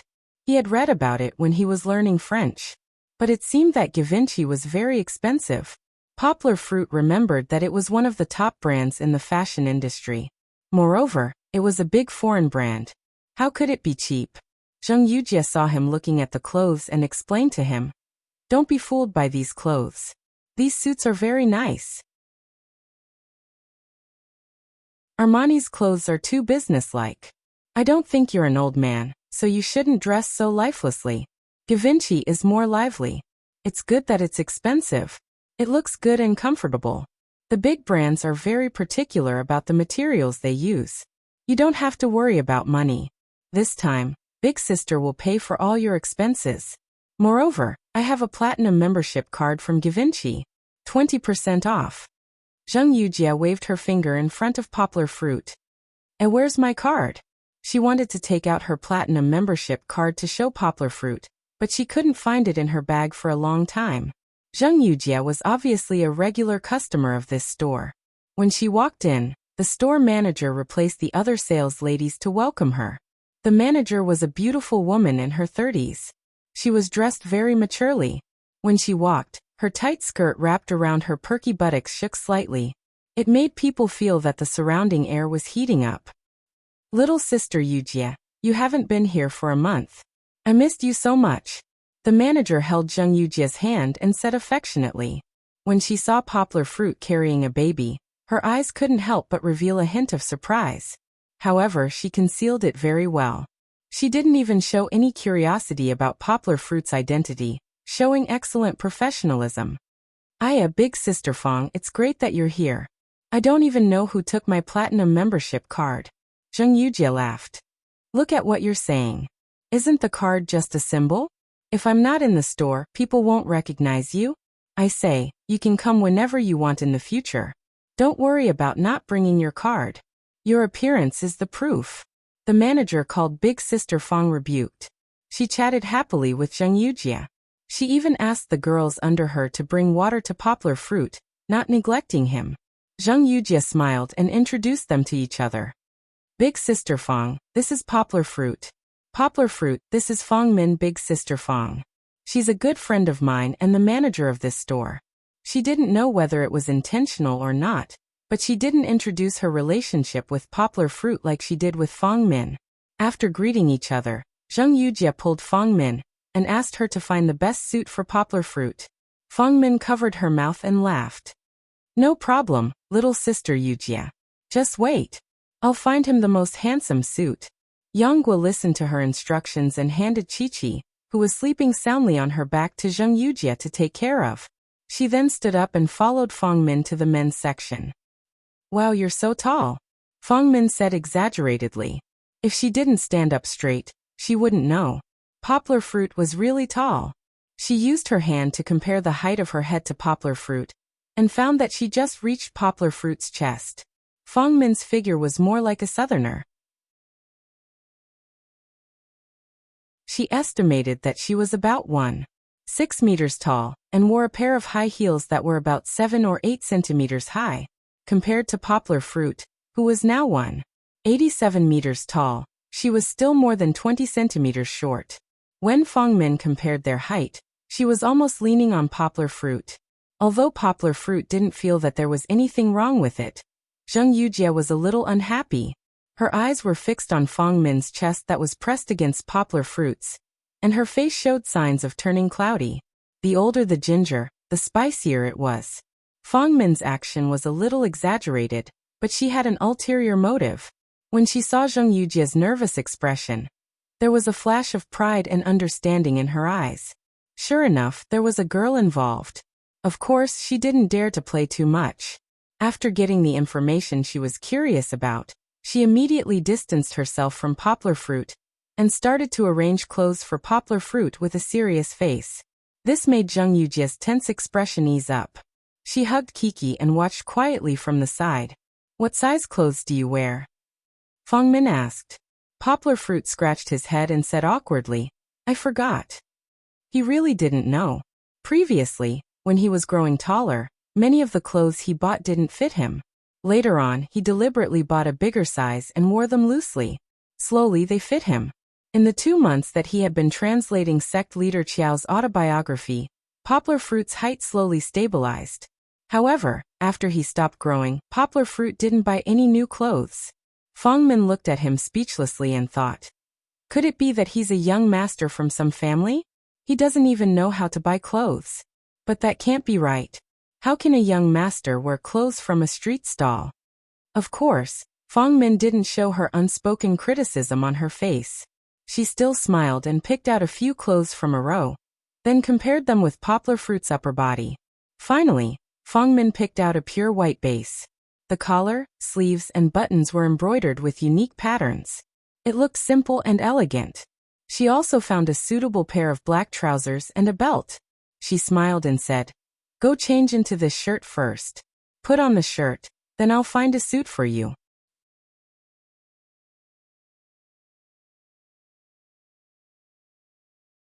Chapter 95. Wow! This was a cry that was suppressed from the bottom of her heart. Ah! This was a scream that was hidden deep in her throat. At this moment, the Givenchy store was completely silent.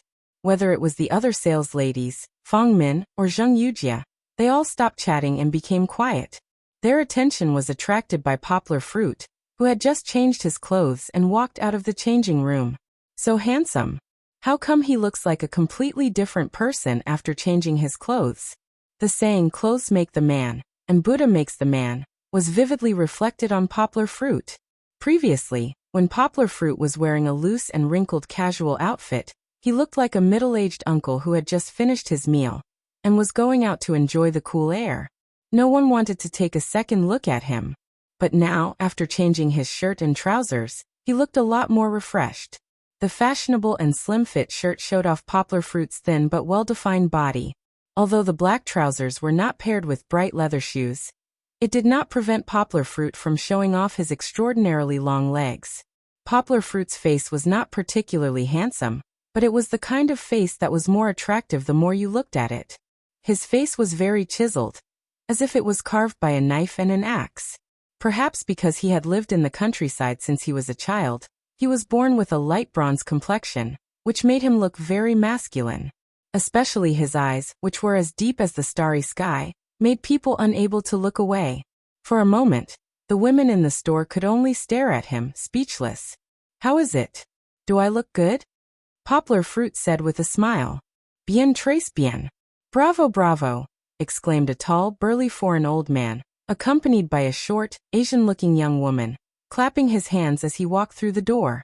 The foreign old man's loud voice also woke the women up. They all turned their heads to see who this person was.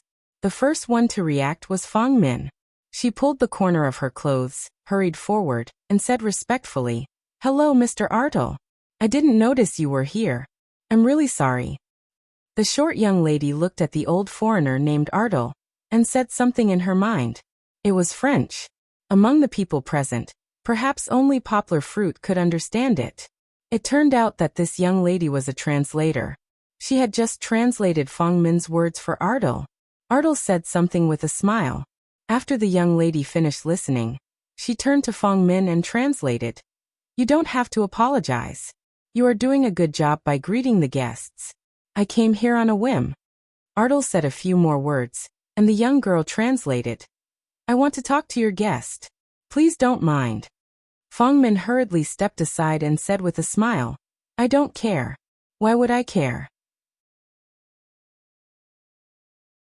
It's our honor to have Mr. Artel personally guide us in our work." The young lady translated Fang Min's words, but Artel didn't say much to her. He went directly to Poplar Fruit and said, "Hello, young gentleman. I'm a designer in Givenchy. It's an honor to meet you." Poplar Fruit reached out to stop the young lady who was about to translate for him. He nodded to her with a smile and said, "You don't have to translate for me. I can understand." He looked at Ardal, whose hair was a little gray but still energetic. He reached out his hand with a smile and said to him in French, "Mr. Ardal, nice to meet you." "Nice to meet you too. Let me introduce myself. My name is Lion Poplar Fruit. My Chinese name is Poplar Fruit. I'm currently a translator." Poplar Fruit's French was very fluent. If one closed their eyes, perhaps no one would be able to tell that such fluent French was spoken by a non-native speaker. Zheng Yujie and the young female translator were all shocked by what they had seen. Zheng Yujie knew that Poplar Fruit didn't only know English, but she didn't expect that Poplar Fruit could speak other languages so well. Ardal was also shocked by Poplar Fruit's spoken language. He praised sincerely, "Mr. Lion, your French is very standard." Why did he praise him like that? Because Ardal's French wasn't as standard as Poplar Fruit's. There were also dialects in French. For example, Poplar Fruit's French was like Mandarin to Chinese. It was the authentic official French pronunciation. In Bali, not a typo. All the French people born and raised in France pronounced it this way. Ardal, on the other hand, was probably born in Normandy. His accent was thick with the tone of the Norman dialect. He asked curiously, "Mr. Lion, are you a Chinese who grew up in France?" Poplar Fruit smiled and said, "Thank you for your compliment. I didn't grow up in France, and I haven't been to France, although I've admired it for a long time." "Then you must go and have a look in the future. France is a beautiful and romantic country," Ardal said with emotion. "You've never been to France, but you can speak French so well. It's really amazing." "You're flattering me," Poplar Fruit said modestly. "It's all thanks to my teacher. He's a very good language teacher in Paris. The online friend he used to practice speaking was indeed a language teacher, and his French was very pure." However, Poplar Fruit didn't know if he was good at teaching his students. The two of them chatted happily. Zheng Yujie also pulled Fang Min aside and whispered, "Who is this foreigner?" "He's a very good designer. His full name is Ardal Giovanni. Givenchy is a member of the family that founded Givenchy. Although he's not the chief designer, he's in charge of the men's apparel in Asia. He's also a big boss." Fang Min's voice was very low. "That's amazing." Zheng Yujie covered her mouth and exclaimed in a low voice. Back to the topic, Ardal said to Poplar Fruit seriously, "Mr. Lion, I don't know if you're interested in being a model. You're the tallest and most Asian man I've ever seen. If you're willing, I can make you the most attractive Asian male model in the fashion industry." Poplar Fruit was stunned for a moment. Only then did he understand that the old man was interested in his appearance. He pondered for a moment, looked at Ardal and said with a smile, "Mr. Ardal, you're flattering me. I'm really grateful for your appreciation. But I like my current life very much. I don't want to enter the modeling industry." "That's a pity," Ardal sighed regretfully, and then said, "You're really good. If you become our model or even our spokesperson, Givenchy's men's clothing will definitely be popular all over Asia." "Haha, Mr. Ardal, you're exaggerating," Yonghua laughed. "Givenchy is a century-old brand.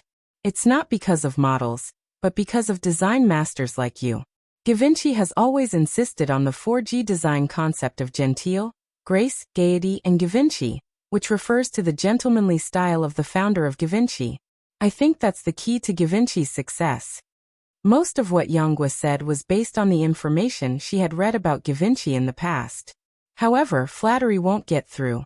Yonghua's compliment had struck a chord in Givenchy's heart.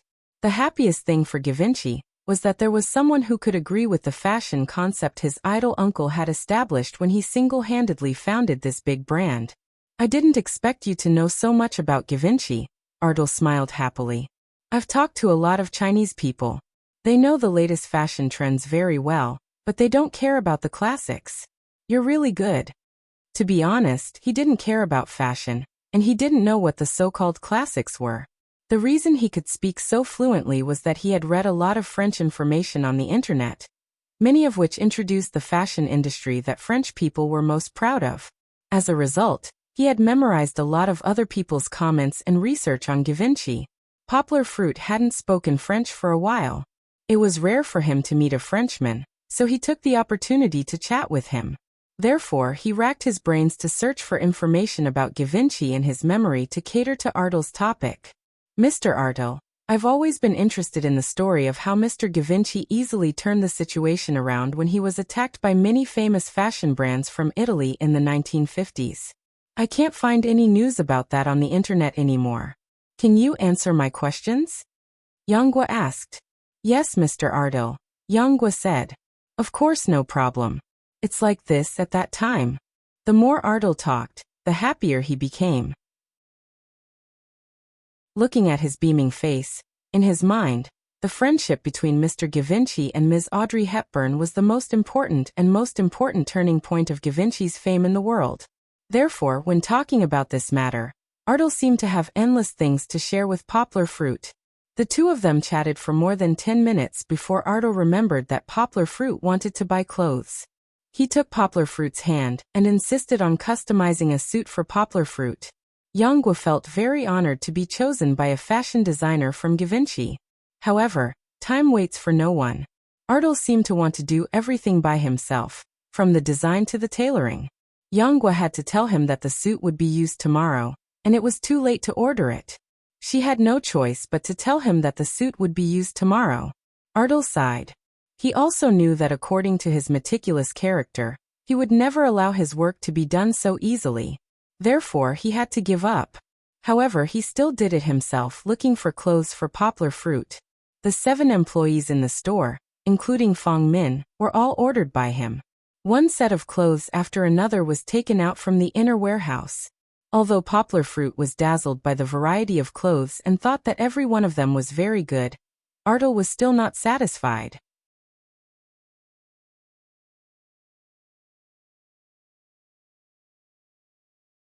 Chapter 96.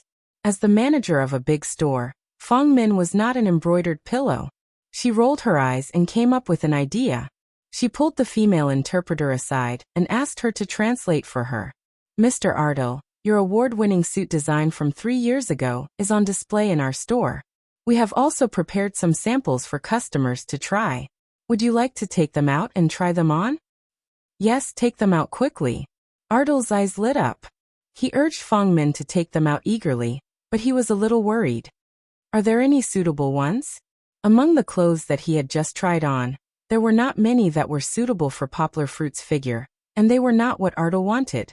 This was one of the reasons why Ardal was a little unhappy. The new suit was one of Ardal's proudest works. Ardal, who had been immersed in Asian fashion design all his life, had won the Golden Scissors Award in the Bali Fashion Show 3 years ago with the design of this suit. This was also the first time that Asian fashion designers had stood at the top of the world in a top suit design competition. It was a big breakthrough that even the industry insiders were in awe of.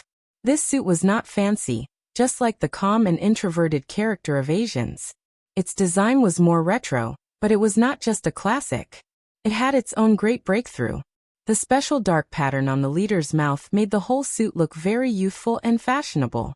The overall simple design was not simple. It was a bit like Sir Qiao's iPhone. There was no complicated design, but everyone who picked it up could clearly feel its elegance. Poplar Fruit liked it at first sight. He was not a person who liked to show off, and the low-key pattern design was very beautiful. What was more fortunate was that there was a set of samples that matched Poplar Fruit's size very well. After trying it on, Poplar Fruit was satisfied. Except for a little flaw at the trouser leg and the waist, everything else was perfect. Poplar Fruit did not care. The trouser leg could be made shorter, and the waist was a little loose, which was within the tolerable range. But for the extremely picky Ardal, this flaw was intolerable. He gestured with his hand as he shook his head. He still felt that this suit was a little outdated. After all, it was his work from 3 years ago. However, he didn't have a better choice at the moment. Ardal looked at him for a long time and nodded reluctantly. However, Ardal didn't give the suit to Poplar Fruit just like that. He took the suit from Poplar Fruit, who had just changed his clothes. After saying that, he buried his head in the tailoring room. Let me help you change it. It can be made even better. Poplar Fruit and the others looked at each other, then sat down and waited for Ardal to change his clothes. Although it would take some time, Yonghua still admired Ardal's perfectionist attitude very much. In fact, when he was working as a translator, he was also like this. Hugging Kiki, Zheng Yujie poked Poplar Fruit's waist with her finger and whispered, "Poplar Fruit, do you know that you've struck gold?" What do you mean?" Poplar Fruit took a piece of tissue from the table next to him, took Kiki from Zheng Yujie's arms, and lovingly wiped the watery saliva from the corner of her mouth. "Do you know who that old man is?" Zheng Yujie asked teasingly. In order to make his daughter sleep more comfortably, Poplar Fruit moved his left and right hands to find the most suitable position to hug her. Then he said, "I know. Isn't he a designer of Givenchy? Is he very good?" Zheng Yujie saw that he was absent-minded, and she really wanted to give him a good knock on the head. "Of course he's very good. His surname is Givenchy. He's the chief designer of Asia. He's a descendant of Givenchy," Poplar Fruit asked in surprise. "Not a descendant, but almost. Anyway, he's from that family," Zheng Yujie said. "That's still very good. He's the chief designer of Asia," Poplar Fruit said.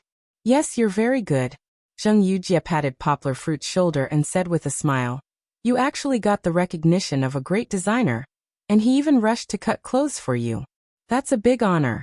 I'm just a person with a platinum card, and I'm not even qualified to meet him." Poplar Fruit teased her. "What kind of platinum card do you have? You can't even find a platinum card." Zheng Yujie raised her eyebrows and glared at him. She gritted her teeth and said, "I don't know which bastard stole my card. If I find out, I'll definitely strangle him to death." Time passed quickly as they chatted. After a while, Ardal came out with the clothes with a smile on her face, and insisted that Poplar Fruit change into them. After Poplar Fruit changed into the clothes and walked out, he touched his chin and said proudly, "It seems that I'm old, but my eyes haven't. They're still very accurate." He didn't use any tools just now. He measured the size of Poplar Fruit's clothes with just his eyes and hands. Not a bit more, not a bit less. Poplar Fruit put it on, and it fit him perfectly. The small flaw just now disappeared without a trace. "Mr. Ardal, you're really good," Poplar Fruit praised sincerely. "There's an old saying in China that there's always a master in every profession. You're the master in the fashion industry." Ardal smiled and said, "You're flattering me." When it was time to pay the bill, Zheng Yujie took out a card. Poplar Fruit didn't let it go. He pressed her hands hard, then blocked her behind him and said, "I have money. Why do I need you to pay for the clothes?"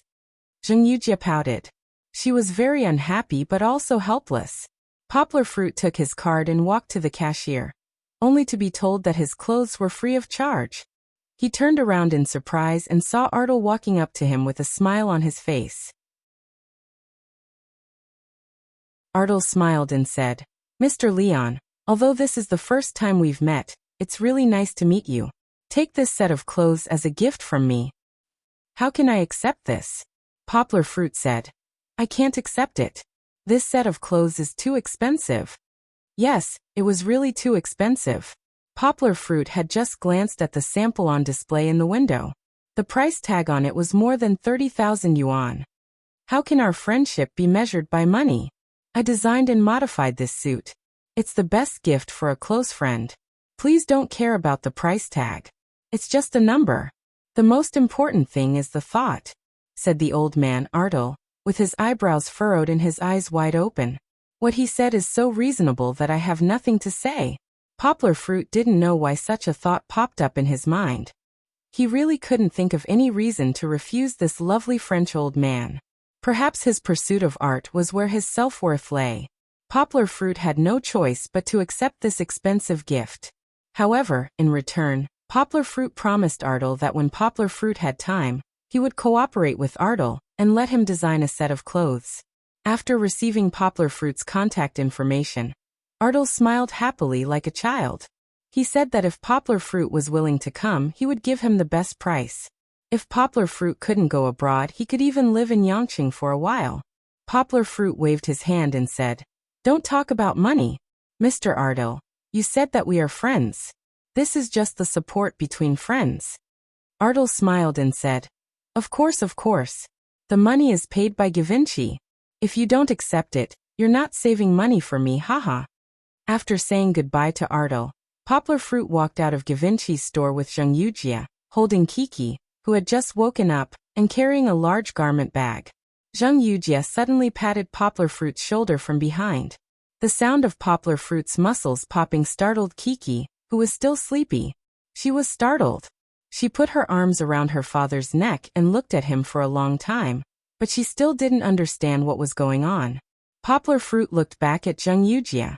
Her right hand was stretched out, and her slightly red lips, which were covered with lipstick under her sunglasses, moved slightly. She said, "Give it to me." Poplar Fruit knew what she was referring to.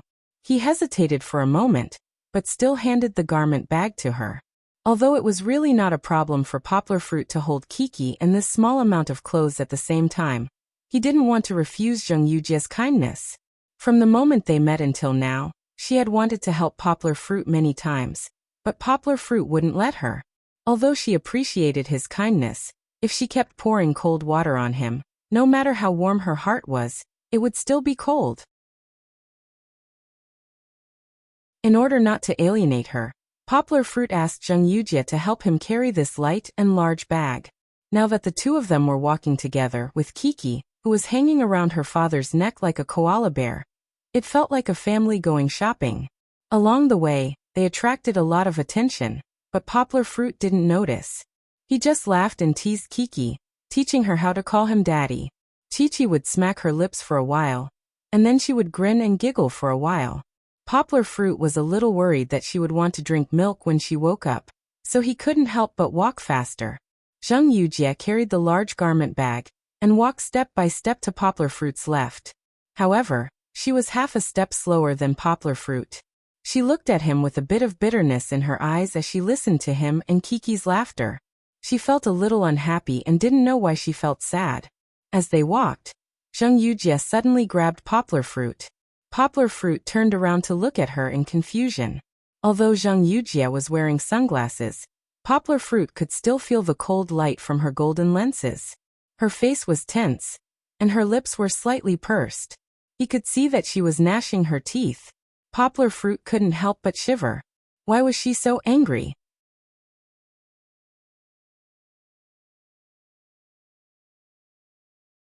Chapter 97. Zheng Yujie was about to get goosebumps. However, the target wasn't Poplar Fruit. Following Zheng Yujie's line of sight, Poplar Fruit saw a couple walking over from not too far away. The woman was beautiful and charming. Her clothes made her look very pure, like a college student who had yet to graduate. The man was tall and handsome, with a square face, thick eyebrows, and big eyes. His face, which should have been very masculine, was now full of flattery. His left hand was around the girl's waist, gently stroking up and down. The thumb and index finger of his right hand were holding a card, and under the ring finger of his ring finger, the card spun up and down. "Xiaomeng, I'll buy you clothes, okay? Have you heard of Givenchy? It's the most fashionable brand in France. Look, I even have a platinum card. When the time comes, we'll be able to enjoy VIP treatment. We'll have a row of saleswomen bring you clothes to choose from.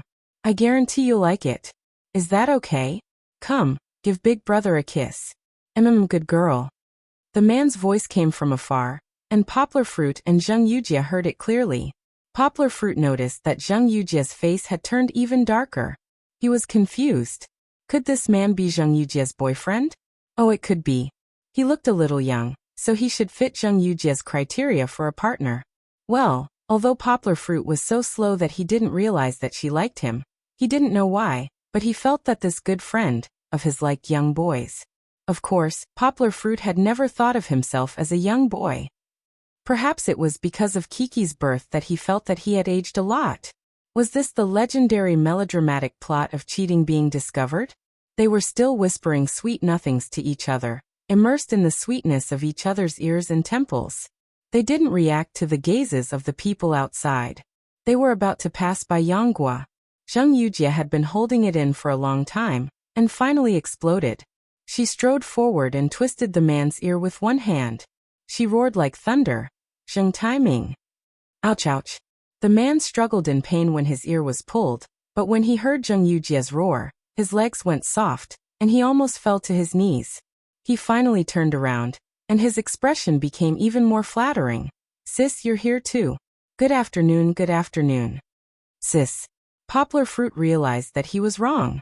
They both had the surname, so they might really be brother and sister. Humph, it's my fault, Zheng Yujie said coldly. Zheng Taiming's ears were being twisted by Zheng Yujie, so he could only beg for mercy. Sister, let go of me first. Let's talk nicely. Can we talk nicely? Look, there are people watching. Don't make a fool of yourself. In the distance, 1 or 2 people turned their heads to take a look. However, when Zheng Taiming said that they were outsiders, he was referring to Yanghua and Qiqi, who was in his arms. Kiki, who was hugging her father's neck, turned around and stared at Zheng Yujie's hand that was twisting Zheng Taiming's ear. Poplar Fruit saw it and quickly covered her eyes. He couldn't let his daughter learn to be violent. It wasn't good to casually twist other people's ears. Zheng Yujie let go of her hand, but before Zheng Yujie could straighten up, she turned around and gave him a knock on the head. Zheng Taiming hurriedly stood up and quietly took a step back to distance himself from Zheng Yujie. You've grown up, haven't you? Not only did you chase after girls, you even stole my card to show off. You've grown up, haven't you? Zheng Yujie put down the large bag and crossed her arms in front of her chest. She raised her head slightly and glared at Zheng Taiming. Zheng Taiming smiled embarrassedly. He moved to the side and hid the frightened Xiao Ming behind him. He didn't know how to respond. What's the point of using our family's money and your sister's card to chase after girls? If you have the guts, go earn it yourself. You're so extravagant when you're studying. See if I don't beat you to death. Zheng Yujie took off her sunglasses and glared. She raised her right hand and pretended to hit him. So Zheng Yujie's card couldn't be found because Zheng Taiming had secretly taken it to please her. Zheng Taiming was shocked when he saw that Zheng Yujie was about to hit him again. He quickly hid behind Xiaomeng and pressed his hands on Xiaomeng's shoulders, shrinking his head. A grown man actually relied on a woman to shelter him from the wind and rain. This younger brother of Zheng Yujie's was really something. Poplar Fruit was stunned. Zheng Taiming poked his head out from behind Xiaomeng and said guiltily, Sis, don't hit me. I was wrong. I know I was wrong. I won't do it again. Zheng Yujie scolded him harshly 2 or 3 times before her expression softened. She introduced Poplar Fruit and Zheng Taiming to each other. However, just like in the store, Zheng Yujie only introduced Poplar Fruit's name and didn't mention anything about their relationship. Seeing that his plan to go shopping and chase after girls was ruined, Zheng Taiming could only take out a few hundred yuan and shove it to Xiaomeng so that she could take a taxi back to school. After sending Xiaomeng away, Zheng Taiming followed behind Zheng Yujie with a long face, waiting for her judgment. Zheng Yujie ignored him. She treated Zheng Taiming, who was following behind her like a little tail, as air. She slowly talked to Poplar Fruit. As they chatted, Zheng Yujie suddenly stopped. She stood face to face with Poplar Fruit, with only Kiki between them. She put her left hand on Poplar Fruit's shoulder, then stood on her tiptoes and gently stroked Poplar Fruit's hair with her right hand. Zheng Taiming's eyes widened. What was going on? Your hair is too long, Zheng Yujie said softly. Her eyes met with Poplar Fruit's, and her voice was so gentle that it was like a different person from when she was scolding Zheng Taiming just now. Poplar Fruit smiled and said, Yeah, I haven't cut my hair for more than 2 months. In these 2 months, he didn't care about his hairstyle. It was good enough that he could wash his hair every day. That won't do. Go get your hair done. It's not good if it's too messy. Zheng Yujie felt the hormones in Poplar Fruit's breath, and her face was a little hot. She let go of Poplar Fruit's hair, and her eyes were a little afraid to look at Poplar Fruit. Zheng Taiming was a little dizzy. He started to wonder if he wasn't awake and pinched his face. It hurt, so he wasn't dreaming. But what was with his sister's action and expression? Was she still his sister when she was so shy? He had never seen his sister use such an expression to face a man. She even used her hand to stroke his hair from the top of his head to the back of his ears. Wasn't this action only between lovers? But this man was carrying a child. Could it be? Thinking about how his sister hadn't returned home for almost a year, Zheng Taiming felt like thousands of grass mud horses had stepped on him. It couldn't be what he thought it was, right?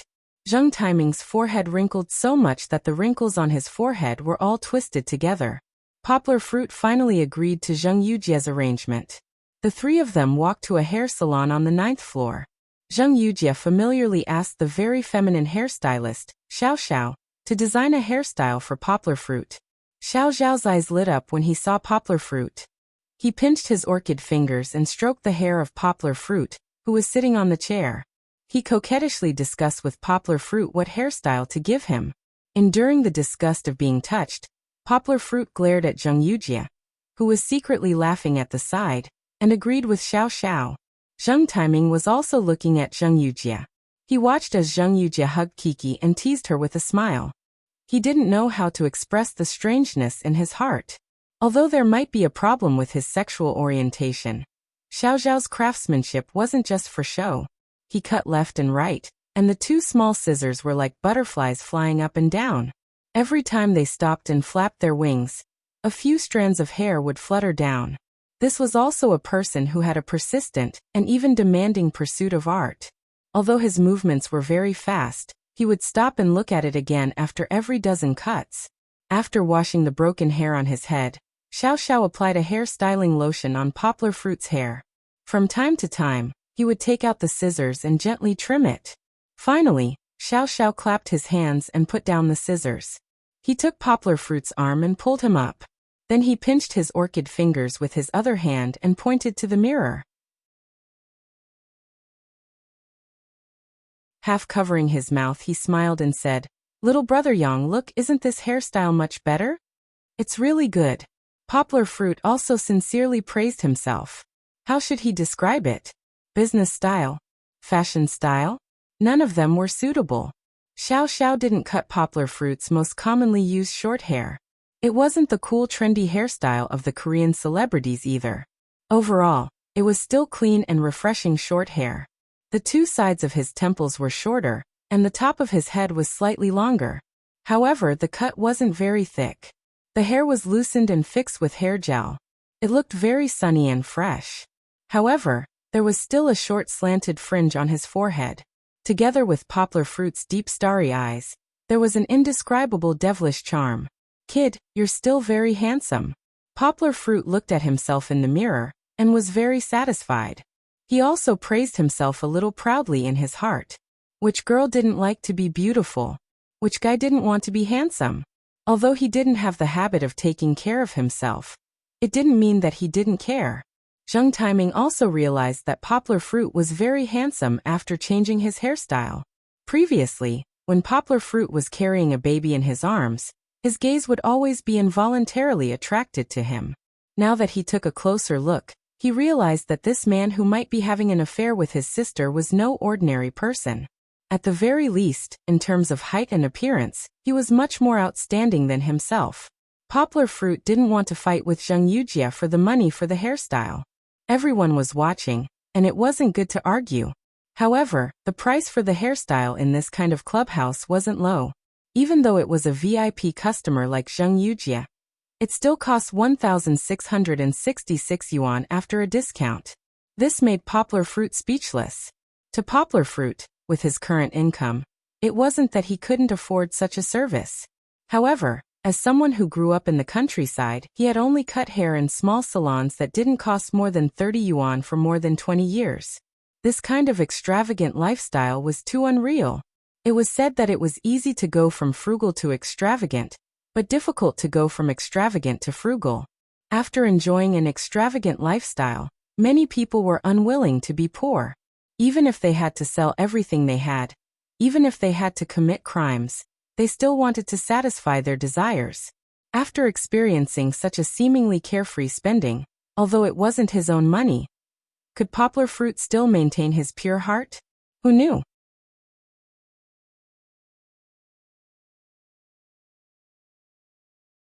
Chapter 98. Night fell as scheduled. Poplar Fruit coaxed Kiki to sleep on the big bed. He took out his laptop and laid on the sofa in the living room to browse the web. He was making the final preparations for tomorrow's press conference. The curtains behind him had already been pulled open. The clean and transparent floor-to-ceiling glass was like a TV curtain wall. What was reflected on it was the beautiful night view of Beijing. Beijing's sky couldn't see the stars, but what was there to be regretful about? Looking at it, the neon lights were overflowing with color. It wasn't like the stars that couldn't be seen, but it was more dazzling. The slowly flowing river of light and the shining waterfall of light high up in the sky were like a painting of mountains and rivers drawn with light. It was so magnificent. Where there was light, there would be people gathering. Looking at the quiet old alley on the right, there was a glimmer of light, and sweaty hawkers were making the most famous snacks of old Beijing for the tourists who came from all over the world. Soy milk, fried tripe, fried liver, roast mutton, lamb scorpion, donkey rolls, scorched rice snails, chestnut noodles, cornbread, and so on. There were many places with people. Ho Hai, Sanlitun, and various other bars were filled with a large number of naughty people. Under the flickering lights, they were cheering, playing, and rocking. These were the places where the grassroots stars started. They were here to painstakingly pursue their dreams of music. If they did well, who knows when they would be discovered by a talent scout from a talent show. Becoming famous overnight wasn't just a legend described in books, wasn't it? But these didn't have much to do with Poplar Fruit. After admiring the night view for a moment, he left the hustle and bustle and immersed himself in his quiet preparation. Poplar Fruit's personality liked peace and quiet. In places like bars and nightclubs, he always felt uncomfortable. When he was in Yangcheng, he didn't go to these places, let alone in Beijing.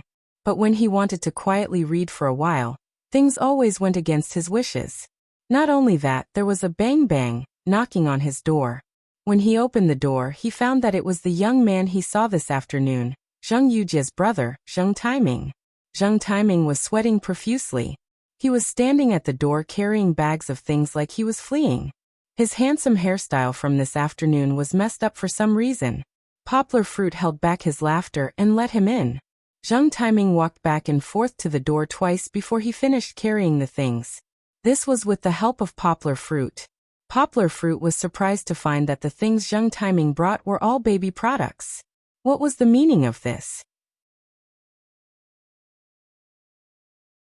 Before Poplar Fruit could ask, Zheng Taiming complained. I'm really a prince's body but a servant's life. I don't have pocket money to spend and have to run errands for my sister. Brother Yang, my sister asked me to buy these and send them over. Poplar Fruit smiled bitterly as he looked at the bags of imported milk powder that could last a few months.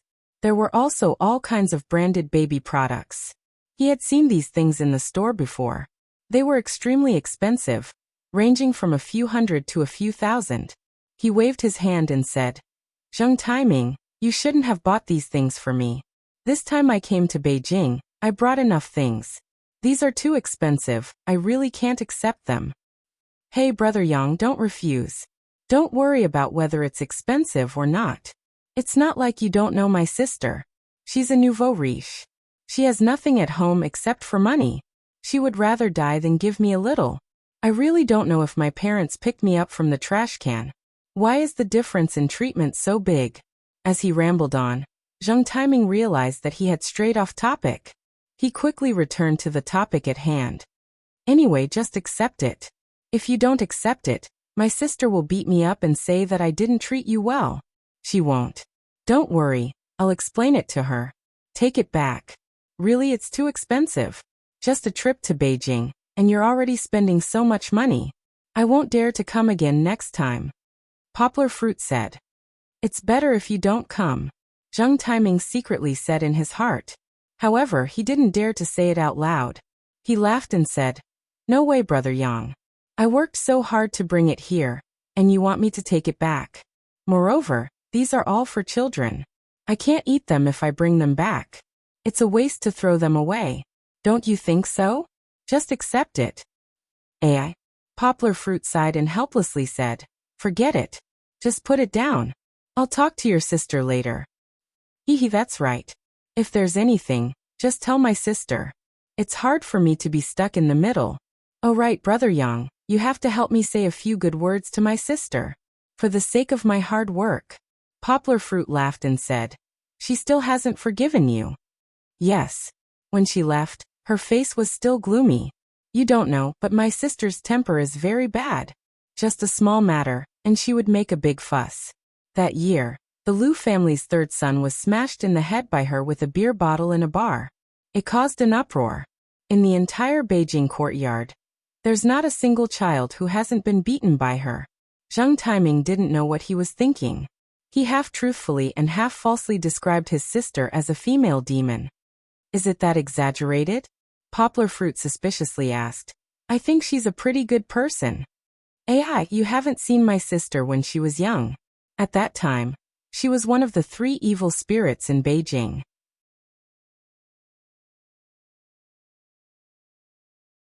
That evil spirit was my sister. Us juniors weren't afraid of her. In the past few years, she has restrained herself a little, but she's still fierce. Zheng Taiming said with a little fear. Poplar Fruit didn't want to continue this conversation. He felt that it wasn't good to talk about others behind their backs. Moreover, he believed in his own eyes. What kind of person Zheng Yujie was, whether she was good or bad, he was confident that he could tell. Zheng Taiming saw that the effect wasn't obvious. He fiddled with a can of milk powder and rolled his eyes. When Poplar Fruit was pouring water for him, he pretended to casually say, Big Brother Yang, why did you bring the child to Beijing? Why didn't you let your wife take care of the child at home? It's inconvenient to have a child by your side. His words were actually a trap. Zheng Taiming wanted to ask about Poplar Fruit's specific situation to determine if his sister really secretly had a child with someone else. He knew that Zheng Yujie was very self-centered since she was young. She was especially disgusted with the various political marriages in large families. It wasn't hard to imagine that she would do such a thing. It's okay. Kiki has been by my side since she was born. Poplar Fruit replied. Zheng Taiming was stunned. Poplar Fruit avoided the important points and only answered one of his questions. However, the thing he wanted to know the most was ignored. Damn it, too cunning, Zheng Taiming said in his heart. In fact, Poplar Fruit wasn't so cunning. He didn't answer the question about Kiki's mother because he didn't want to tell the story of Wu Yu's death in childbirth to someone he wasn't familiar with. He also didn't want to waste his time explaining. However, Zheng Taiming didn't give up so easily. He talked about this and that, and chatted with Poplar Fruit for a while. Then he pretended to not care and asked, Oh yeah, Big Brother Yang, how long have you known my sister? How come I've never heard her mention you? Oh, we've only known each other for 2 months. She's been so busy recently. She didn't have time to tell you about her work. Poplar Fruit kindly explained for Zheng Yujie. Oh, I understand now. Zheng Taiming's heart was enlightened. They've only known each other for 2 months. Poplar Fruit's child is more than 2 months old. No matter how you look at it, it can't be considered as my sister's. Fortunately, if my sister was unmarried and had a child with another man, it would be a big scandal. This made Zheng Taiming breathe a sigh of relief. However, Zheng Taiming felt that things weren't so simple, because from Zheng Yujie's performance this afternoon, their relationship was definitely not as simple as friends and colleagues. Or even if the man in front of me didn't have such thoughts, my sister definitely had thoughts. Also such a tall and handsome man, and I heard that he's very outstanding. Which woman wouldn't be tempted? But this can't be. First of all, this man already has a child. Maybe he's someone with a family. Secondly, what kind of person is my sister? She's the princess of a big family. Although she's not a direct descendant, she's also deeply liked by my grandfather. It can be said that her life's marriage fate has been planned. How can she mess around with others? Even if Poplar Fruit didn't have any thoughts now, Zheng Taiming didn't dare to be careless. Because he knew that his sister was very beautiful, rich and powerful. No man could refuse her pursuit. I can't let them develop like this, Zheng Taiming said in his heart. If it continues to develop, it'll be an ill-fated relationship. It's not good for anyone. Although Zheng Taiming was unrestrained in his love life, he knew the unspoken rules of the big clans like the back of his hand. Everyone enjoyed the benefits of the big clans, but everyone had to be a chess piece in the politics of the big clans. When necessary, they had to make sacrifices for the overall situation. He couldn't escape from it. He had been arranged to get married before he graduated from university. He had to get married after graduation. He hadn't seen the partner yet, and he had no feelings for her. But this was their life. Although Zheng Yujie was very strict with him, he still wanted to protect his sister, who was directly related to him. He didn't want Zheng Yujie to go further and further on this wrong path. After considering his words, Zheng Taiming said, "It turns out that you have only known each other for such a short time. No wonder Brother Yang doesn't understand my sister's character, haha. But let me tell you, with my sister's bad temper, my brother-in-law will have a good time in the future." Zheng Taiming said, "Right, Brother Yang, you may not have seen my brother-in-law, right? He is also very handsome and gentle. He is my sister's childhood sweetheart. He was bullied by my sister since childhood. They just got engaged last year, haha." Poplar Fruit also laughed. There was an indescribable strangeness in his heart. It turns out that Zheng Yujie is engaged. But why is this kid telling me this? He is so outspoken and revealed his sister's scandal. If Zheng Yujie knew, she would beat him to death. Yes, if Zheng Yujie knew that Zheng Taiming was telling tales in front of Poplar Fruit, she would definitely beat him to death. What engagement last year? It was obviously under her strong opposition, and the engagement ceremony ended unhappily, okay? Sure enough, a younger brother is the most deceptive to his sister.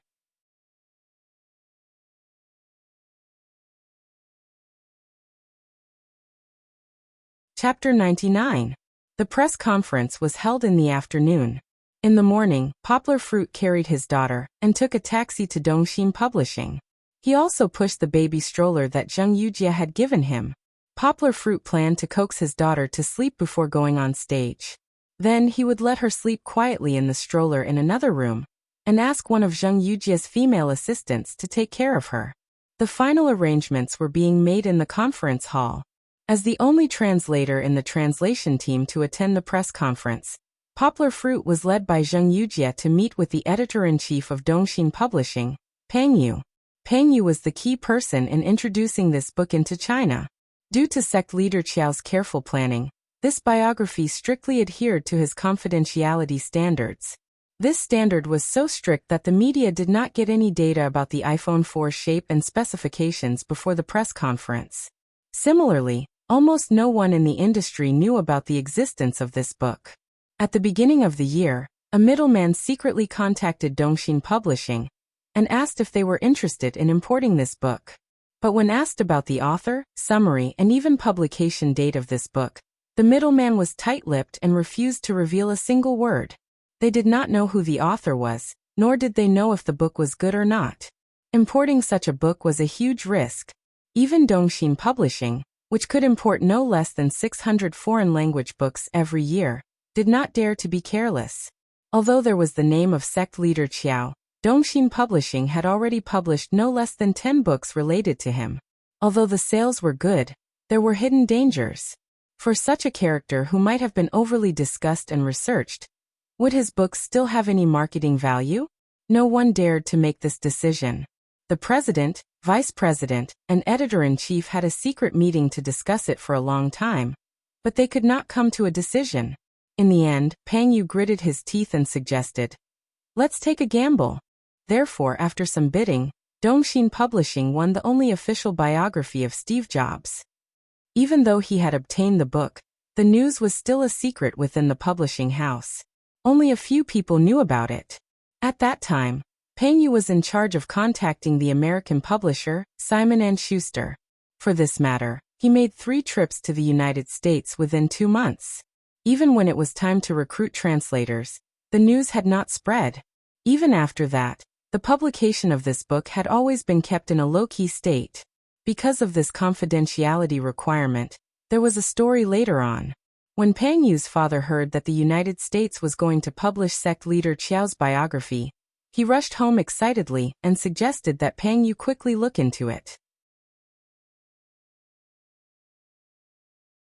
In the eyes of engineering students, Steve Jobs is the modern Edison and Da Vinci. In the end, he got the answer that Dongxin Publishing had already imported the Chinese version rights. He was very angry and questioned Peng Yu why he did not publicize it. He did not even wait for Peng Yu to explain before he left angrily. No matter what, Peng Yu definitely contributed a lot to the publication of this book by Dongxin Publishing. When he saw Peng Yu, Poplar Fruit realized that this masculine name belonged to a woman in her 50s. Her hair was a little white. Peng Yu was very enthusiastic about Poplar Fruit. She expressed her satisfaction with his translation to Poplar Fruit. I've seen it. Whether it's your translation or your editing, the quality of the translation is very high. It can be said that this is the best book published by Dongxin in the past 10 years. Peng Yu smiled and said, our Xiaozheng did not waste his efforts. Haha. Poplar Fruit was a little flattered to be praised by a big shot in the publishing industry. Although he was a little excited, he still replied humbly. As she was busy with work, Peng Yu did not chat with Poplar Fruit for too long. In the end, she said a few words of encouragement to Poplar Fruit. It's normal to encounter some setbacks in the publication of a book. As long as you can overcome them, nothing will be a problem. A capable person will not be afraid of other people's doubts. Only a person who is willing to face challenges can be considered a real powerhouse. Poplar Fruit, I'm very optimistic about you. A person of Peng Yu's status would not be bothered by a little bit of trouble. What kind of petty tricks had she not seen before? The reason why she did not interfere was because she wanted to use the opportunity to train Zheng Yujie, whom she viewed as her junior. From the looks of it, the results were pretty good. After Peng Yu left, Zheng Yujie whispered to Poplar Fruit. So you're from Xinda Company. Why didn't you tell me before? Her body was very close to Poplar Fruit, but her hand was holding onto Poplar Fruit's waist. Her thumb and index finger were clamping onto a piece of soft meat as she said angrily. This action was a bit too much. Even a slow person like Poplar Fruit felt that something was wrong. But according to his way of thinking, he first reflected on himself. Yesterday he knew that Zheng Yujie was an engaged person. He was so close to Zheng Yujie and acted so intimately. Would it have a bad influence on Zheng Yujie? Poplar Fruit, who thought that he was very considerate, quickly distanced himself from Zheng Yujie and asked in surprise, Hey, how did you know? But you're wrong. Poplar Fruit, who loved to argue with words, corrected her. The relationship between Xinda Company and me is not employer and employee. I only take translation tasks through Xinda Company. After being avoided by Poplar Fruit, Zheng Yujie's eyes were a bit gloomy. She thought that the relationship between the two of them had become closer, but it seemed that things were not going as smoothly as she thought. However, Zheng Yujie quickly recovered as if nothing had happened. She smiled sweetly and said, I know, I've heard about Xinda Company's business model. Yesterday afternoon, their president Yao stood up to support you, making me mistakenly think that you're working for him. President Yao, is it President Yao Dehua? Poplar Fruit said in surprise, What's going on? After Zheng Yujie's explanation, Poplar Fruit understood that the storm of public opinion that had just erupted the day before yesterday was actually a decision made by Yao Dehua yesterday. He talked to a few big newspapers that he had a good relationship with, and a few of them were mouthpieces of Guangdong province. Through them, he conveyed his support for Poplar Fruit to the outside world. Poplar Fruit found a newspaper, and the one that he was looking at was the Nanhua Evening News, which was known for its bold words. On the 5th page there was a huge headline, Youth is not the measure of strength. The Nanhua Evening News analyzed the matter regarding Poplar Fruit from two angles. On the one hand, through interviews with Yao Dehua and other key employees of Xinda Company, Translation Department, he learned about Yang Guo's true capabilities. Just like what Yao Dehua said. Yang Guo is the most talented translator I've ever seen. I've been in this industry for decades, and I've never admired or even worshipped anyone as much as I do. He deserves to be called the #1 gold medal translator in our company. With his capabilities, even in the translation world of Guangdong province, including the long-established translators of the older generation, Yang Guo can squeeze into the top 10. On the other hand, by tracing back to the beginning of this matter, they raised a question. Those who follow the trend, are your evaluation standards still stuck at the superficial age, qualifications and reputation? How many of you have read Poplar Fruit's translations? If you haven't read the books, why are you so sure that he's not good at translating? You can criticize him because of his youth, but in my opinion, youth is his biggest asset. Yang Guo has unlimited potential. With his current strength, I can boldly say that he is destined to become a master. Yao Dehua gave a very high evaluation that might even lead to controversy. Don't worry, Yang Guo has a lot of potential. Naturally, the Nanhua Evening News would not listen to Yao Dehua's words. They even found the most famous translator in Guangdong Province through their own channels, the dean of the School of Advanced Translation of Guangdong Province's Foreign Studies University, Yuan Qinghe.